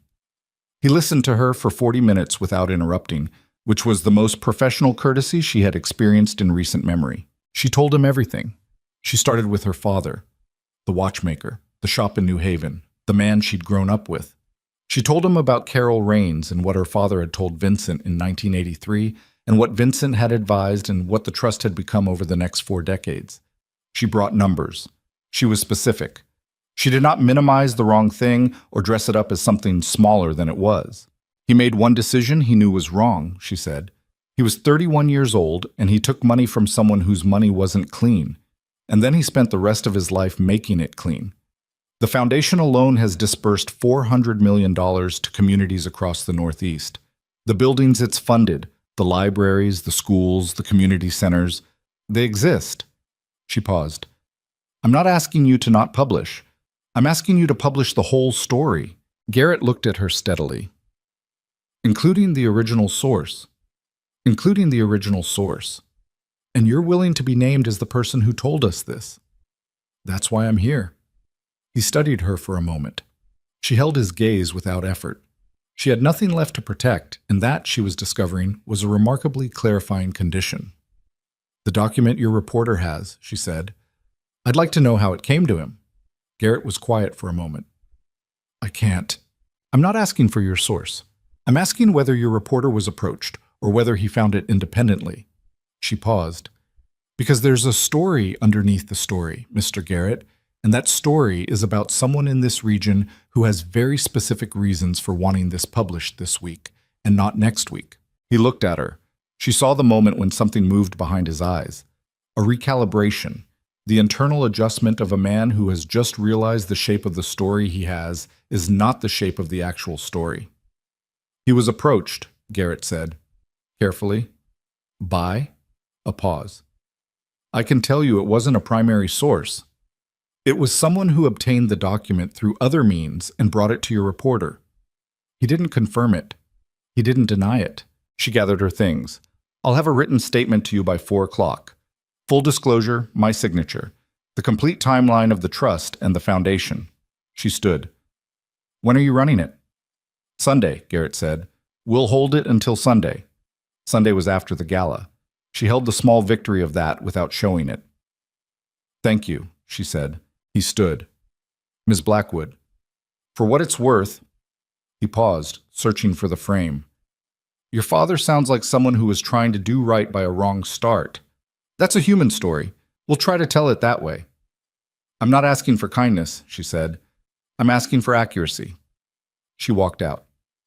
The 5 days between that conversation and the gala were the most compressed of her life since her son was born. She drafted the statement herself, sitting at the farm table until midnight, and it was the hardest writing she had ever done.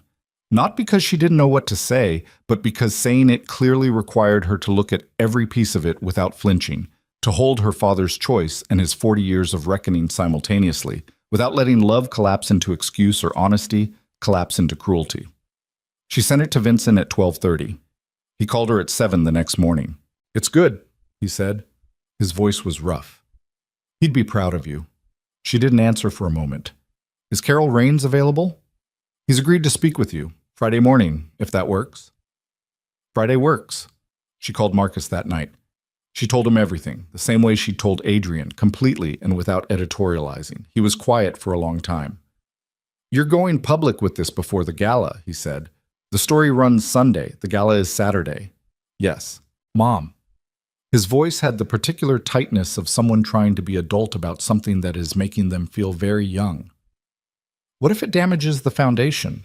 What if people, some will, she said, and some will understand that the foundation exists because your grandfather spent his life trying to make good on something he did wrong. And both things will be true, and I'd rather have both things be true than have the story told by someone who is using it as a weapon.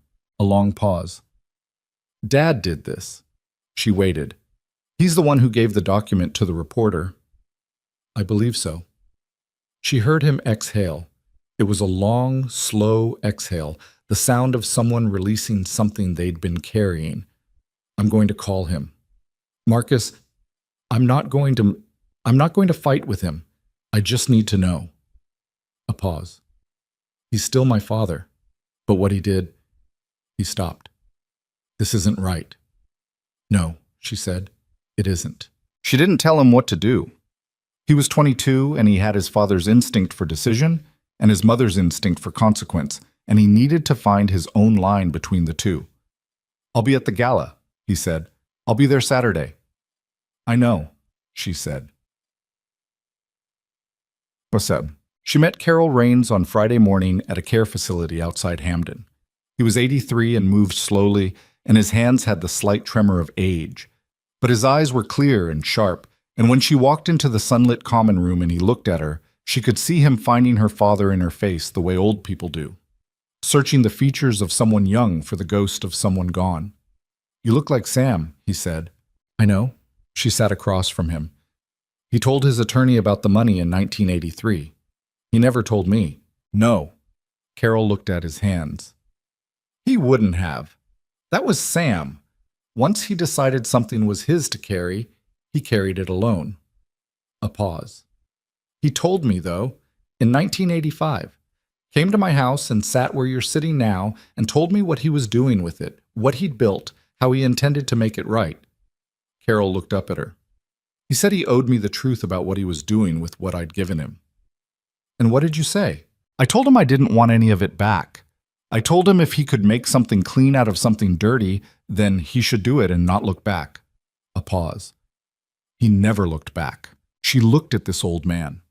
This man who had been, by any accounting, someone who operated outside the law, whose money had been the wrong kind of money, who was also apparently a person her father had trusted with the truth, and who had, in his own way, given Samuel Blackwood 40 years of permission to do exactly what he'd done. "I'm going to be asked about you," she said, "about where the original money came from, specifically." "I know." He nodded slowly. "I've been waiting for that for 40 years. He looked at her steadily. "Tell them whatever you need to tell them. I'm 83 and I've made my accounting with what I've done. I won't contradict you." She looked at him for a long moment. "He loved you," she said. "My father. He talked about you. Not about this, but about you. He said you were the most loyal person he'd ever known." Carol's eyes went glassy. He turned away for a moment. When he turned back, he was composed, but only barely. "Go build something with what he left you," he said. That's all he wanted. She drove home through the May countryside, and she didn't think about anything for a long time, just the road and the spring fields and the light on the hills. And somewhere around the Litchfield town line, she started crying. Not dramatically, not with racking sobs, but quietly and steadily, the way rain falls when there's no wind, until she was through it and the road was still there. And she pulled into her drive and sat in the car, and the farmhouse was solid in front of her, and the maple was in full leaf, and she thought, with complete clarity, "I am ready." Saturday arrived with clean air and a sky the color of her father's eyes. The gala was held at the Infinity Center in Hartford, a converted 19th century mill building with exposed brick and a vaulted ceiling that Vincent had secured 8 months ago. By 7 o'clock, the ballroom held 320 people. She arrived at 6:45 through the service entrance with Patricia and Adrian, and she stood in the corridor behind the ballroom with her hands loose at her sides and her breathing controlled, and the blue gown a weight she was accustomed to now, having worn it twice for fittings. "The register piece leaked online this afternoon," Patricia said quietly. "Social pickup is significant but not catastrophic. The framing is—" She paused. "It's fair. It's what you asked for. Who's seen it in there?" "Several people, based on the conversations I walked past. But Garrett held the structural piece, the 40-year timeline, your statement, that runs tomorrow morning. So what they have right now is partial." Partial was fine. Partial was a story that began with a question. Tomorrow it would have an answer.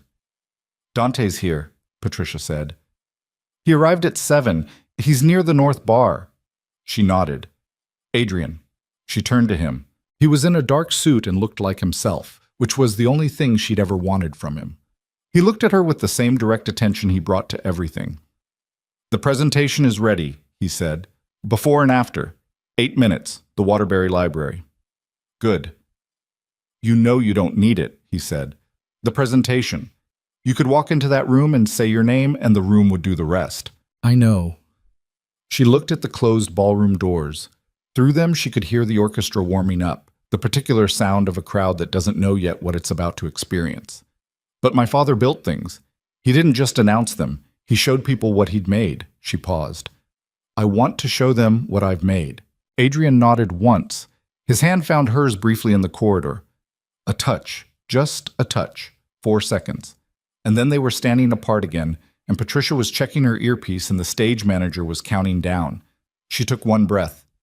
The ballroom doors opened. The room went quiet in the way that rooms do when something unexpected happens, and the social animal in everyone requires a moment to recalibrate. 300 people who had been holding drinks and talking to each other became 300 people looking in the same direction. Vincent was at the podium. He had been speaking for 4 minutes. The Foundation's history, Samuel Blackwood's legacy, the shape of what the trust had built. And now he said her name, and she walked from the doors to the stage, and the applause that began was the kind that builds, that starts in one corner and moves, and by the time she reached the stage, it was 300 people on their feet, and the sound of it was something she felt in her sternum. She looked out at the room. She found Dante in 8 seconds flat. Northside, standing, hands coming together in the applause the way a man applauds when he doesn't know what else to do with his hands. He was looking at her with the expression she'd been accumulating over the past 6 months, the one that started the night she smiled and signed the papers, the one she had no good name for, the one that looked like a man understanding a translation too late. Beside him, Valentina Russo was not present. She scanned once and confirmed it. Dante had come alone. She looked away from him. She found Marcus near the left side of the room, tall and still, and watching her with his father's face and his own expression, which was something she would need a word she didn't have yet. She found Adrian near the back, standing with the project slides ready, watching her the way he watched buildings, with attention and confidence and the certainty that the structure was sound. She looked at the room. She spoke for 18 minutes. She told them about her father first. Not the trust, not the money, Samuel Blackwood, the watchmaker, the man with the small, precise handwriting and the patience of someone who understood that the best things took time. She told them what he'd built and why, and she told them what it had cost him, the 40 years of carrying a decision he'd made at 31, the work of making it clean, the foundation as an act not just of generosity but of reckoning. She did not soften it. She did not excuse it. She said the word she needed to say, that the original capital had come from a source that was not clean, that her father had known this and had spent his life making it otherwise. And she said it into the microphone with the same voice she'd used in Paul Garrett's office, which was a voice that had nothing left to hide and had discovered that having nothing left to hide was a kind of freedom she had not expected. The room was absolutely still. Then she talked about the foundation, the library in Waterbury, and here the lights dimmed and Adrian's before and after photographs appeared on the screen behind her, the damaged building and the restored one, the closed doors and the reading room full of people on opening day, the school in Bridgeport, the theater in New London. She gave them numbers.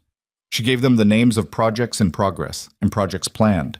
She gave them the full scope of the Blackwood Trust's value, $3.3 billion. And she watched 300 people absorb that number in real time, the slight physical shift of it moving through a room. She watched Dante Morelli absorb it. The stillness that moved across his face was not the stillness of control. It was the stillness of something else entirely.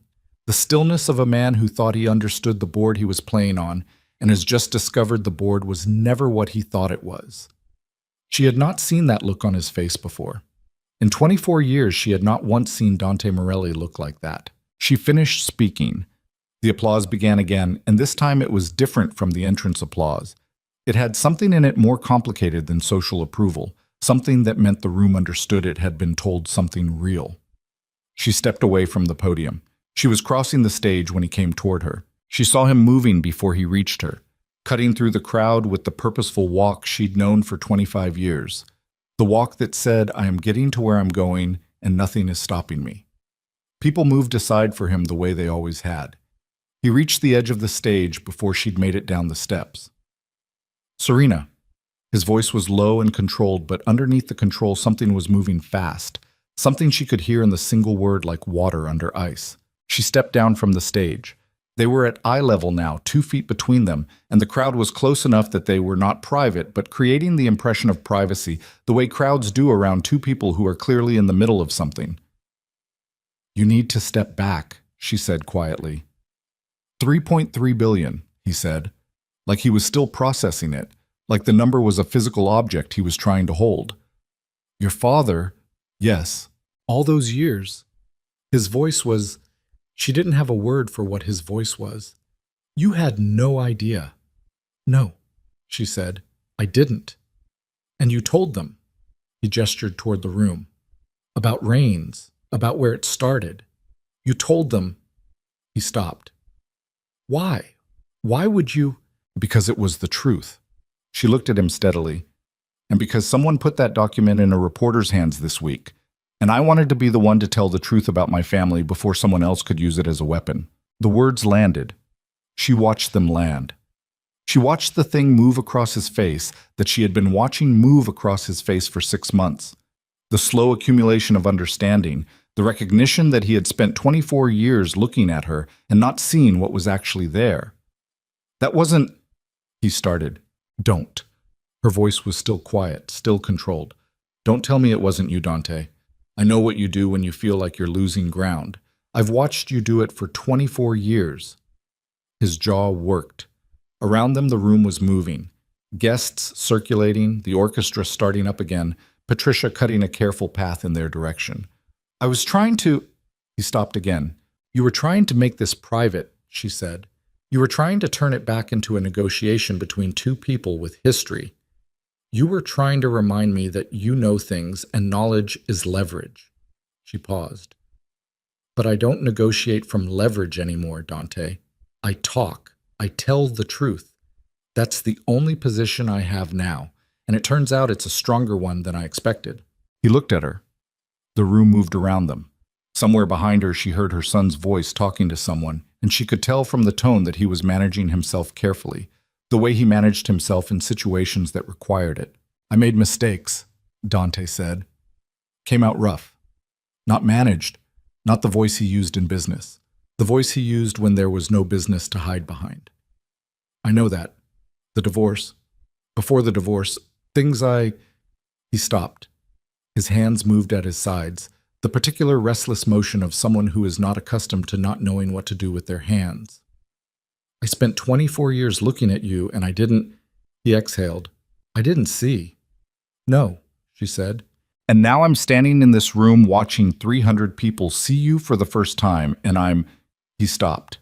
His face did something she had never seen it do. Something that was not controlled, not managed, not positioned for any effect. Something raw and unperformed, and therefore more devastating than anything he could have calculated.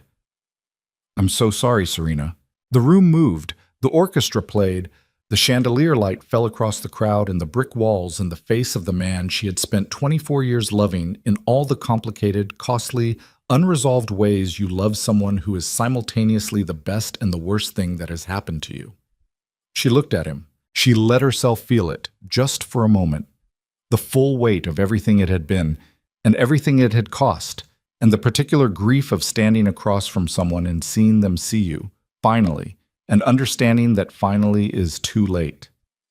Then she took a breath. Dante. Her voice was gentle, not wounded, not angry, gentle in the way of someone who has moved through something and come out the other side and can afford to be gentle because there is nothing left to protect. I know you're sorry. I believe you. A pause. But I need you to understand something. She gestured slightly, encompassing the room, the evening, everything. This isn't about you. It's not about what you did or what you didn't see or what you're sorry for. It's about what I built, what my father built, what I'm going to keep building. She paused. You're a guest here, Dante. That's what you are. A guest in a room that belongs to me. His face had gone very still, not the controlled stillness, the other kind. The man who put those documents in a reporter's hands, she said quietly, that man needs to own what he did. Can you do that? A long silence. He nodded, once, barely, but fully. Good, she said. She turned away from him. Patricia was 3 feet away, waiting with the careful expression of someone who has seen enough to understand exactly what just happened. The Mercer presentation, Serena said. Ready when you are. 2 minutes. She took the 2 minutes. She stood still with her hands loose at her sides and her breathing slow, and she did the internal work of setting down what she'd just carried across that conversation, of putting it in the place where things go when you are finished with them and need your hands free for what comes next. Then she straightened. Then she moved. She crossed the room toward the presentation area, and the crowd parted for her the way it had been parting all evening, not out of deference to someone powerful, which was the old way rooms had moved around Dante, but out of something else, something that happened when people have just heard someone tell a difficult truth in a clear voice and found themselves, unexpectedly, moved by it. She was 20 feet from the presentation area when she heard his voice behind her. Not Dante. A different voice. A voice she didn't recognize, raised above the ambient crowd noise in a way that was wrong. The specific wrongness of a voice that is not calibrated for a social situation because it doesn't care about the social situation. Ms. Blackwood, she turned. The man was standing at the edge of the cleared space between the stage and the crowd. 60s. A face she didn't know. A face that was doing something faces did when they'd made a decision and were past the point of reconsidering it. He had an envelope in his hand. I'm an attorney representing the estate of James Carroll Raines, he said, loudly enough that the crowd nearest him went quiet, and the quiet spread outward the way quiet always spreads when something is happening that shouldn't be. I have a legal claim document regarding the Blackwood family trust that requires your acknowledgement before witnesses. The room had gone still. 300 people. The orchestra had stopped. She stood in the center of the cleared space, and the chandelier light fell on her and the man and the envelope between them, and she thought, in the half second before the next thing happened, that she had been wrong about one thing. She had thought the hardest moment was behind her. She had thought the hardest moment was standing at the podium and saying the true thing out loud into a room full of people who were going to remember it. She had been wrong. The hardest moment was standing in that same room, 3 minutes later, watching an attorney walk toward her with an envelope that was going to change. The envelope was cream-colored and thick, and the attorney held it with the particular care of someone who understands they are holding something that is about to change the temperature of a room. 300 people watched. Serena did not move. She stood in the cleared space under the chandelier light, and she let the man come to her rather than moving toward him or away from him, because she had learned in the past 6 months that the person who stays still in a moving situation is almost always the one who sees it most clearly. He reached her, held out the envelope. Ms. Blackwood, on behalf of the Rains estate. She took it. She did not open it. She held it at her side and looked at the attorney with the calm, focused attention she'd developed over months of looking at problems and deciding what they actually were before deciding what to do about them. The Rains estate, she said, clearly enough that the nearest 30 people heard it. Carol Rains is alive. I met with him 2 days ago. The attorney blinked. Mr. Rains passed away yesterday evening. The room was very still. She absorbed this. She absorbed it the way she'd been absorbing difficult things all week, by feeling the full weight of it without immediately trying to move it. Carol Rains, 83 years old, clear eyes, the slight tremor in his hands. Go build something with what he left you, yesterday evening. I'm sorry to hear that, she said. And she was. She was genuinely, unexpectedly sorry. In the particular way you are sorry for someone you have only just met, but who has given you something irreplaceable. The document, the attorney said, is a letter written by Mr. Rains 2 months ago. He asked that it be delivered to you in a public setting. He paused. His specific instruction. She looked down at the envelope. Then she looked out at the room, at 300 people who had just heard her tell her father's story, who had just heard the name Carol Rains spoken in that story as the source of the wrong money, the original sin that 40 years of work had tried to make right. She understood suddenly what Carol Rains had done. He had known about the gala. Someone had told him, or he'd found out the way old men who have spent their lives in the information economy always find things out. And he had written a letter and arranged for it to be delivered here, in this room, in front of these people, because he had understood something about what was needed that she hadn't fully seen. She opened the envelope. The letter was 2 pages, handwritten in a script that had the tremor of age in it, but was still legible, still precise in its own way. She read it once, quickly, and then she read it again, and then she stood in the chandelier light in front of 300 people, and she read it aloud. Carol Rains had written a confession, not a legal document, not structured for liability or positioned for any particular outcome. A confession in the oldest sense. A man at the end of his life saying what was true because the time for anything other than truth had passed. He described the money he'd given Samuel Blackwood in 1981. He described where his own money had come from. The specifics, the operations, the particular corner of the illegal economy he'd occupied for the first 30 years of his adult life. He said that Samuel Blackwood had not known the full extent of it when he accepted the investment.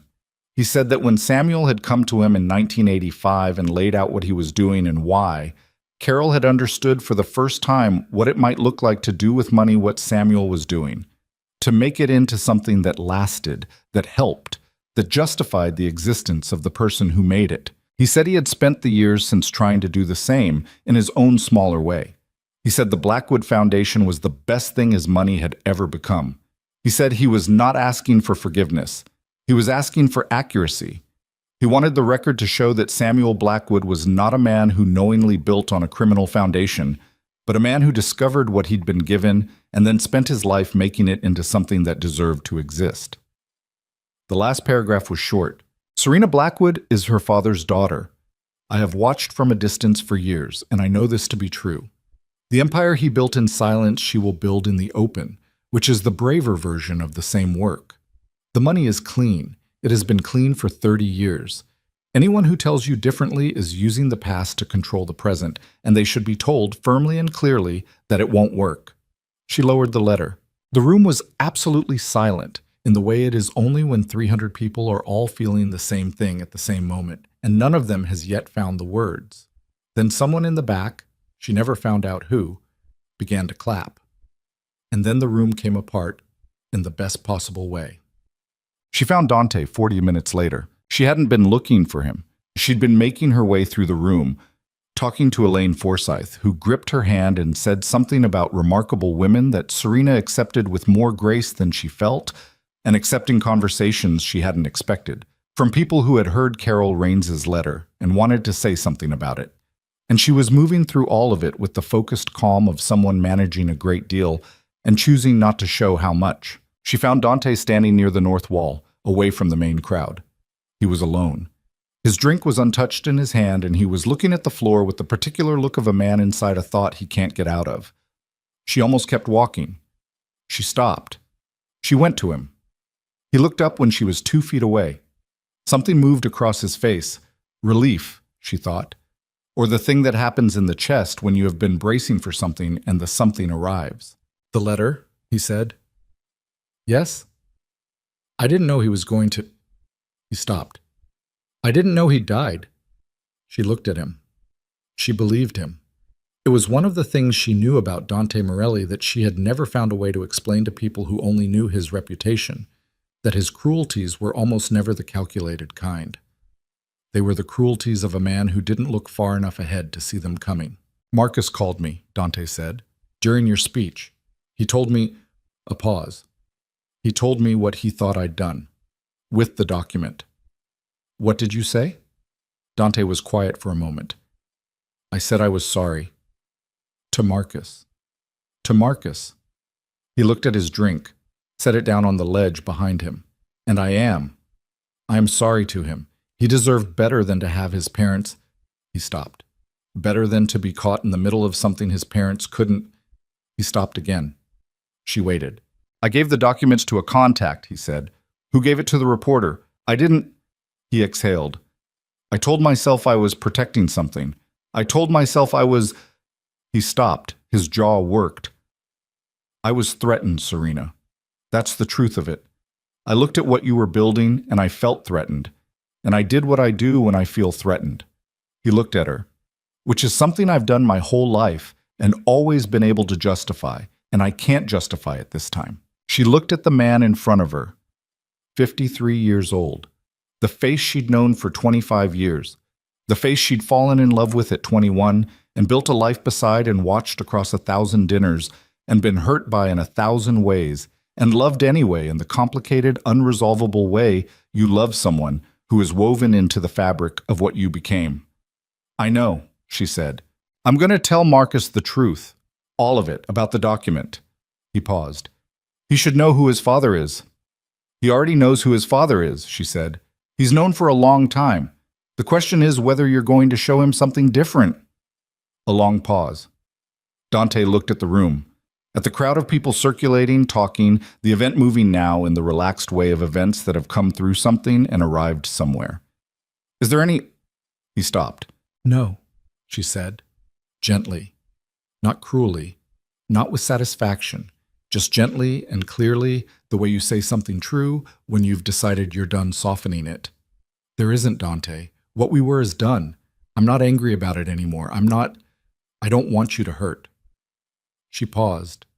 "But I need you to understand that this—" She held up the letter, still in her hand. "This is my life. This is what I'm doing. And there is no version of my life from here that has you in it the way you used to be in it." He nodded. The movement was slow and full, and she could see that it cost him something. That nodding was not agreement, but acceptance, and that acceptance was the hardest thing he'd done in years. "Take care of your son," she said. "That's what I need from you. Be the father he deserves. That's the only thing I'm asking." "I can do that," he said. His voice was rough. "I know you can." She looked at him one more time.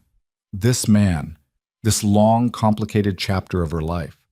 She felt the weight of it, and she let herself feel it fully, because she had decided a long time ago, standing in the dark bedroom the night he left, listening to his car pull away, that she was not going to pretend the weight didn't exist, that she was not going to call what had been wrong small just because it was over.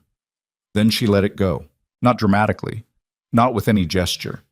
She simply let it settle into the place where finished things go, and she turned, and she walked away, and she did not look back. She found Marcus near the presentation screen talking to Patricia, and when he saw her coming, he said something to Patricia and moved toward her, and she opened her arms and he walked into them the way he'd walked into them when he was 6 years old, and the world had done something he couldn't account for. He was 6 feet tall and 22 years old, and he put his face against her shoulder and she held him. "I'm okay," she said into his hair. "I know." His voice was muffled. "I'm not." "I know." She held him tighter. "You will be." They stood there for a moment in the middle of the gala, mother and son, and the crowd moved around them with the instinctive courtesy of people who recognize something private and give it room. He pulled back, looked at her face. He had his father's eyes and his own expression, and the expression said that he was working through something large and had not yet arrived at the other side of it. "He told me," Marcus said, "about the document, when I called him during your speech." "I know." He cried. Marcus said it like he was still processing the fact of it. "I've never heard him. I didn't know he could." She looked at her son. "He loves you," she said. "That's real. Whatever else he's gotten wrong, that's real." "I know," Marcus exhaled. "I just need some time. Take it." He looked around the room. "You were incredible tonight, Mom. I want you to know that. The speech, the letter, the..." He gestured at the whole of it. All of it. "You were..." He paused, found the word. "Yourself. For the first time in a long time, you were completely yourself." She pressed her hand against his cheek. This boy, this man, this person she had made in the worst and best years of her life, and who had grown into someone she could look at straight and feel unambiguously proud of. "Go find something to eat," she said. "They have very good food going to waste near the East Bar." He laughed. Not a large laugh, but a real one. "Yes, ma'am." She watched him go. Eat. Adrian found her at the edge of the room 20 minutes before the event ended. She was standing near one of the tall windows that looked out onto the Hartford street below, the same street she'd walked past 6 days ago on her way out of Paul Garrett's office.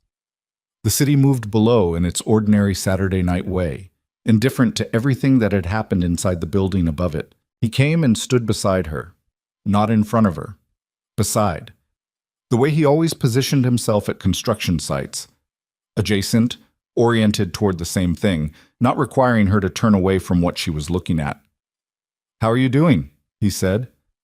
"I'm tired," she said, simply because it was true, and he was one of very few people she didn't need to manage the truth for. "You should be." "The letter..." She stopped. "Carol Raines. I had one conversation with that man and he..." She looked at the window. "He arranged the whole thing. The attorney, the timing, the public delivery. He designed it." She paused. "He knew it would land differently if it came from him, in that room, after I'd already said everything I'd said. He knew the sequence." "He sounds like someone who understood what he owed you." "He didn't owe me anything." "He owed your father something," Adrian said. "Maybe this was how he paid it." She looked at the window and thought about a man in his 80s arranging, with careful precision, one final act of consequence. She thought about her father and his small, precise handwriting and 40 years of patient work. She thought about what it looked like to owe something and spend your life paying it. "I want to build a library," she said. "Something significant. Not a restoration. Something new. In New Haven, near where my father's shop was. Tell me what you're imagining." "I don't know yet. Something big enough to matter and designed well enough to last." She glanced at him. Something that would still be there in 100 years. He was quiet for a moment, and she could feel him thinking the way she'd come to recognize, the quality of attention that meant he was actually engaging with the physical problem, not just the concept. "The site conditions in that neighborhood vary a lot," he said. "I'd want to do a soil assessment before we made any structural commitments." She smiled. She didn't mean to, exactly. It just happened. The quiet, complicated smile that had started this whole story on a rainy night in Greenwich when she signed a set of papers and surprised a man who thought he knew her. Obviously, she said. He looked at her then, turned from the window and looked at her directly, the way he looked at things he was taking seriously. What I said in the corridor before your speech, about you not needing the presentation. I remember. I was right, but I want you to know something. He paused.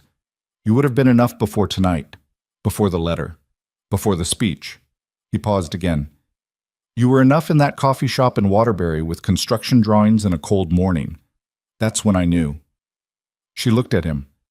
The room behind them was beginning to thin out, guests saying goodbyes, the evening winding toward its end. The orchestra had slowed into something quiet. Adrian? Her voice was careful, not unwilling. Careful, the way you are careful with something you don't want to break. I'm not asking for anything tonight, he said. I just wanted you to have heard it.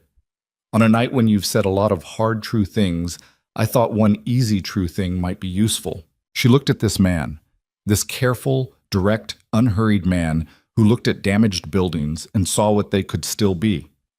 Who told her when her cost estimates were wrong and pushed back on her timelines and showed up at her farmhouse on Thursday mornings with a pencil behind his ear and engaged with her mind like it was a resource and not a pleasant surprise. She thought about what it felt like to be seen. Not the way a room of 300 people sees you when you're standing at a podium, which was its own extraordinary thing, but the way one person sees you when you're standing in a cold reading room with construction drawings between you and they're looking at you like you are exactly as much as you are, and that is enough. It's useful, she said. He nodded once. He turned back to the window. They stood side by side in the thinning ballroom and looked out at the Hartford night, and neither of them needed to say anything else. The register piece ran at 6 the next morning. She read it at the farm table with coffee and the early June light coming through the east window, the same light that had been coming through that window all spring, the same table where she had spent 100 mornings learning what her father had built. Garrett had done what he said he'd do. The piece was full and fair and accurate. The wrong beginning and the 40 years of making it right, and the foundation in Carol Raines's letter in full. It was not a comfortable piece. It did not sand down the sharp edges or tell her the story she'd have preferred. It said her father took money that wasn't clean and built something that was, and it let readers decide what that meant, and it gave them enough of the whole picture to decide honestly. Her phone started ringing at 6:30. She let most of them go to voicemail. She answered the one from Marcus. She answered the one from Patricia. She answered the one from Elaine Forsyth, who said, without preamble, I want you to know that I've had 3 calls this morning from people asking how they can support the foundation. For what that's worth. It's worth something, Serena said. She did not answer the one from Dante, but she listened to his voicemail, which was short. He said he was going to issue a statement acknowledging his role in placing the trust documents with the reporter, and that he was doing it because it was the right thing and not for any other reason, and he hoped she would believe that. She did, actually. She believed it was the right thing, and she believed he was doing it, and she believed that these two facts existing simultaneously were the most hopeful thing she'd seen from Dante Morelli in years. She called Vincent at 7. I want to start the New Haven Library project, she said. I want land assessment to begin this month. I'll make the calls, he said. His voice had the quality it had been acquiring since the gala, a lightness she hadn't heard in it before, the sound of someone who had been carrying weight for a long time and was now, incrementally, being relieved of it. Are you all right, Vincent? A pause. I'm old, he said, and I've been keeping this secret for a long time. Last night was... He stopped. Your father would have stood in that room and cried like a child. She smiled. He absolutely would have. He was not a stoic man, your father. He was emotional and sentimental, and he cried at every movie with a dog in it. Vincent's voice had something in it she recognized as the specific tenderness of grief that has aged into something livable. He was also the most relentlessly patient person I ever knew. He used to say that time was the only material that didn't lie, that if you gave something enough time and honest work, you'd find out whether it was real. She looked out the east window at the June morning, the maple in full summer leaf, the green rolling away across the Litchfield hills. He was right, she said. Usually was. She hung up and sat with her coffee and the morning for a while longer. Then she opened her laptop and went back to work. Chess. The summer moved the way good summers do, with momentum and light and the particular satisfaction of things in motion. The New Haven Library project came together faster than she'd expected. The site was a half block from where her father's watch shop had stood, now a vacant lot with the kind of soil conditions that Adrian assessed carefully and reported accurately and proposed 3 different foundation solutions for, with the costs and timelines laid out plainly, and the recommendation he'd make if it were his money and his building. Which one? She said.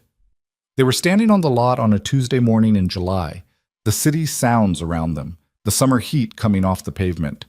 The third, he said. It costs more up front and takes longer to prep, but it's the one that lasts. The third, she said. He wrote it in his notebook with the pencil she'd come to think of as a permanent feature of him, and she watched his hand move across the page with the same quality of attention she brought to everything now, which was the attention of someone who had decided that the things in front of her were worth looking at directly. It was a Tuesday. They were standing on a vacant lot in New Haven in the summer heat. There was nothing grand about the moment, and she had no desire for it to be grand. This was what building looked like when you were serious about it, standing on the actual ground, looking at what was actually there, making the decision that served the thing you were actually trying to create. She was serious about it. She intended to be serious about it for a long time. Dante issued his statement in July. He acknowledged his role in placing the trust documents with the reporter. He stated that the action had been wrong. He did not elaborate, and he did not position it, and he did not use it to rehabilitate his image. It was a short, clean statement that said what it needed to say and stopped. Several of his business associates distanced themselves. Some of his real estate ventures lost partners who had been uneasy with the association already and now had cause to step back. Valentina Russo had been gone since May, quietly and without public drama, which was the only thing about the situation that Serena found she respected about how it had ended. She did not feel satisfaction about any of it. She had expected to feel something, vindication, or the particular cold pleasure of watching someone reap what they've sown. But what she actually felt was closer to nothing, not indifference, something more considered than indifference. The feeling of someone who has understood that another person's consequences belong to them, that she did not need to witness them to know they were real. Marcus drove up from D.C. in August and spent a long weekend at the farmhouse. He cooked dinner on Saturday evening, something ambitious involving a whole fish which he'd learned from a video and executed with the intense focus of someone who does not accept failure at things he's decided to try. And they ate on the back porch in the evening light with the fields going golden around them. He told her he'd been seeing his father, occasional dinners, nothing forced or scheduled, just contact, presence, the slow work of 2 people who are blood and have things to resolve, and have both decided that resolving them is worth the difficulty. He's different, Marcus said. Not, he paused, not transformed. He's still him, but there's something quieter in him. Loss will do that, she said. He lost you a long time ago, Marcus said. Before the divorce, I think he's only now understanding how long. She looked at her son, at his father's face holding his own judgment. Are you okay? She said. With all of it. Truly. He thought about it the way she'd raised him to think about things. Actually, not performatively. I'm getting there, he said. It's not simple. He's my father, and he did something that could have hurt you badly, and that's going to take me time. He paused. But I also think that people are the whole of what they've done, not just the worst of it. And the whole of him, he stopped. He's trying. I can see that he's trying. She nodded. She thought about Carol Raines and 40 years of trying. She thought about her father and his small, precise handwriting and his patience and the empire he built so carefully that no one could see it until he decided they should. She thought about trying, what it looked like when it was real. That's enough, she said. If it's real, it's enough. Ochasan. The Blackwood New Haven Library broke ground in the fall. Adrian designed it. Of course he designed it. She had not needed to ask. And he had not offered as if it were a question. It was simply the next thing, the way the next stone in a wall is the next stone, because the one before it is already in place. The design was not what anyone expected. It was not grand or monumental or positioned to announce itself. It was proportional and carefully made and built from materials that would age well and show their age honestly. And inside, the main reading room had windows that faced east and south to maximize natural light and a ceiling height that made the space feel like breathing. And there was a small alcove near the entrance where they would place a plaque that said, in simple letters, "In memory of Samuel Blackwood, who built things quietly and well." She stood with Adrian on the groundbreaking morning in the October light. The soil turned, the work about to begin, and she looked at the lot that would become the building that would last beyond either of them. And she felt the thing she'd been feeling all year accumulate into something she could finally name. Not triumph, not the satisfaction of having won. Something quieter and more durable than either. The feeling of being in the right place in your own life. Of having found your own footing in the ground that was always yours. Of having built something that deserved to exist and being present for its building and not needing it to be more than what it was. Adrian's hand found hers. He didn't make it a moment. He simply took her hand and held it, and she let him, and they stood together on the turned earth in the October light and watched the crew set up the equipment for the work ahead. 8 months? She said. 14, he said. Maybe 12 if the foundation prep goes well. She looked at the lot, at the city around it, at the building that was not yet there but would be. That's fine, she said. Good things take time. He said nothing. He squeezed her hand once, briefly, and then they were both watching the crew and she could feel him already thinking about the work, already in it, the same way she was, and neither of them needed anything more from the moment than what it was. The crew foreman called something across the lot. Adrian lifted his free hand in acknowledgement. She let go of his hand and reached into her bag for her phone. 3 messages from Patricia. 1 from Vincent. 1 from Marcus. A photograph of a library card, a New Haven Public Library card with his name on it, and a text that said, "For the collection." She laughed. She put the phone away. She put her face up to the October sun for a moment. Eyes closed. Just a moment. Just the warmth and the light and the sound of the city and the crew and the beginning of the thing that would take 14 months or 12 months or however long it took to do it right. She thought about the night Dante handed her the papers, the cold kitchen, the rain against the glass, the pen in her hand and the signature and the smile that came from somewhere she hadn't fully understood yet. She understood it now. She had smiled because some part of her had known, not consciously, not in any way she could have articulated standing in that kitchen, that what was ending was not her story, only a chapter of it. The long, difficult, formative chapter that had cost her things she couldn't get back and given her things she wouldn't trade and made her, in the precise and particular way that only difficult things make people, into exactly who she was. A woman who knew what buildings were worth, who told the truth in rooms full of people and let the truth do what it would, who stood on vacant lots in October light and looked at what wasn't there yet and felt not absence but potential, the particular quality of space that is waiting for the right thing to fill it. Her father's daughter, her own woman. She opened her eyes. The October light was sharp and clear, and the city moved around her in its ordinary, extraordinary way. And Adrian was a few feet away talking to the foreman with his hands in his jacket pockets and his pencil behind his ear, and the crew was setting up, and the work was beginning. She picked up her bag. She walked toward the work.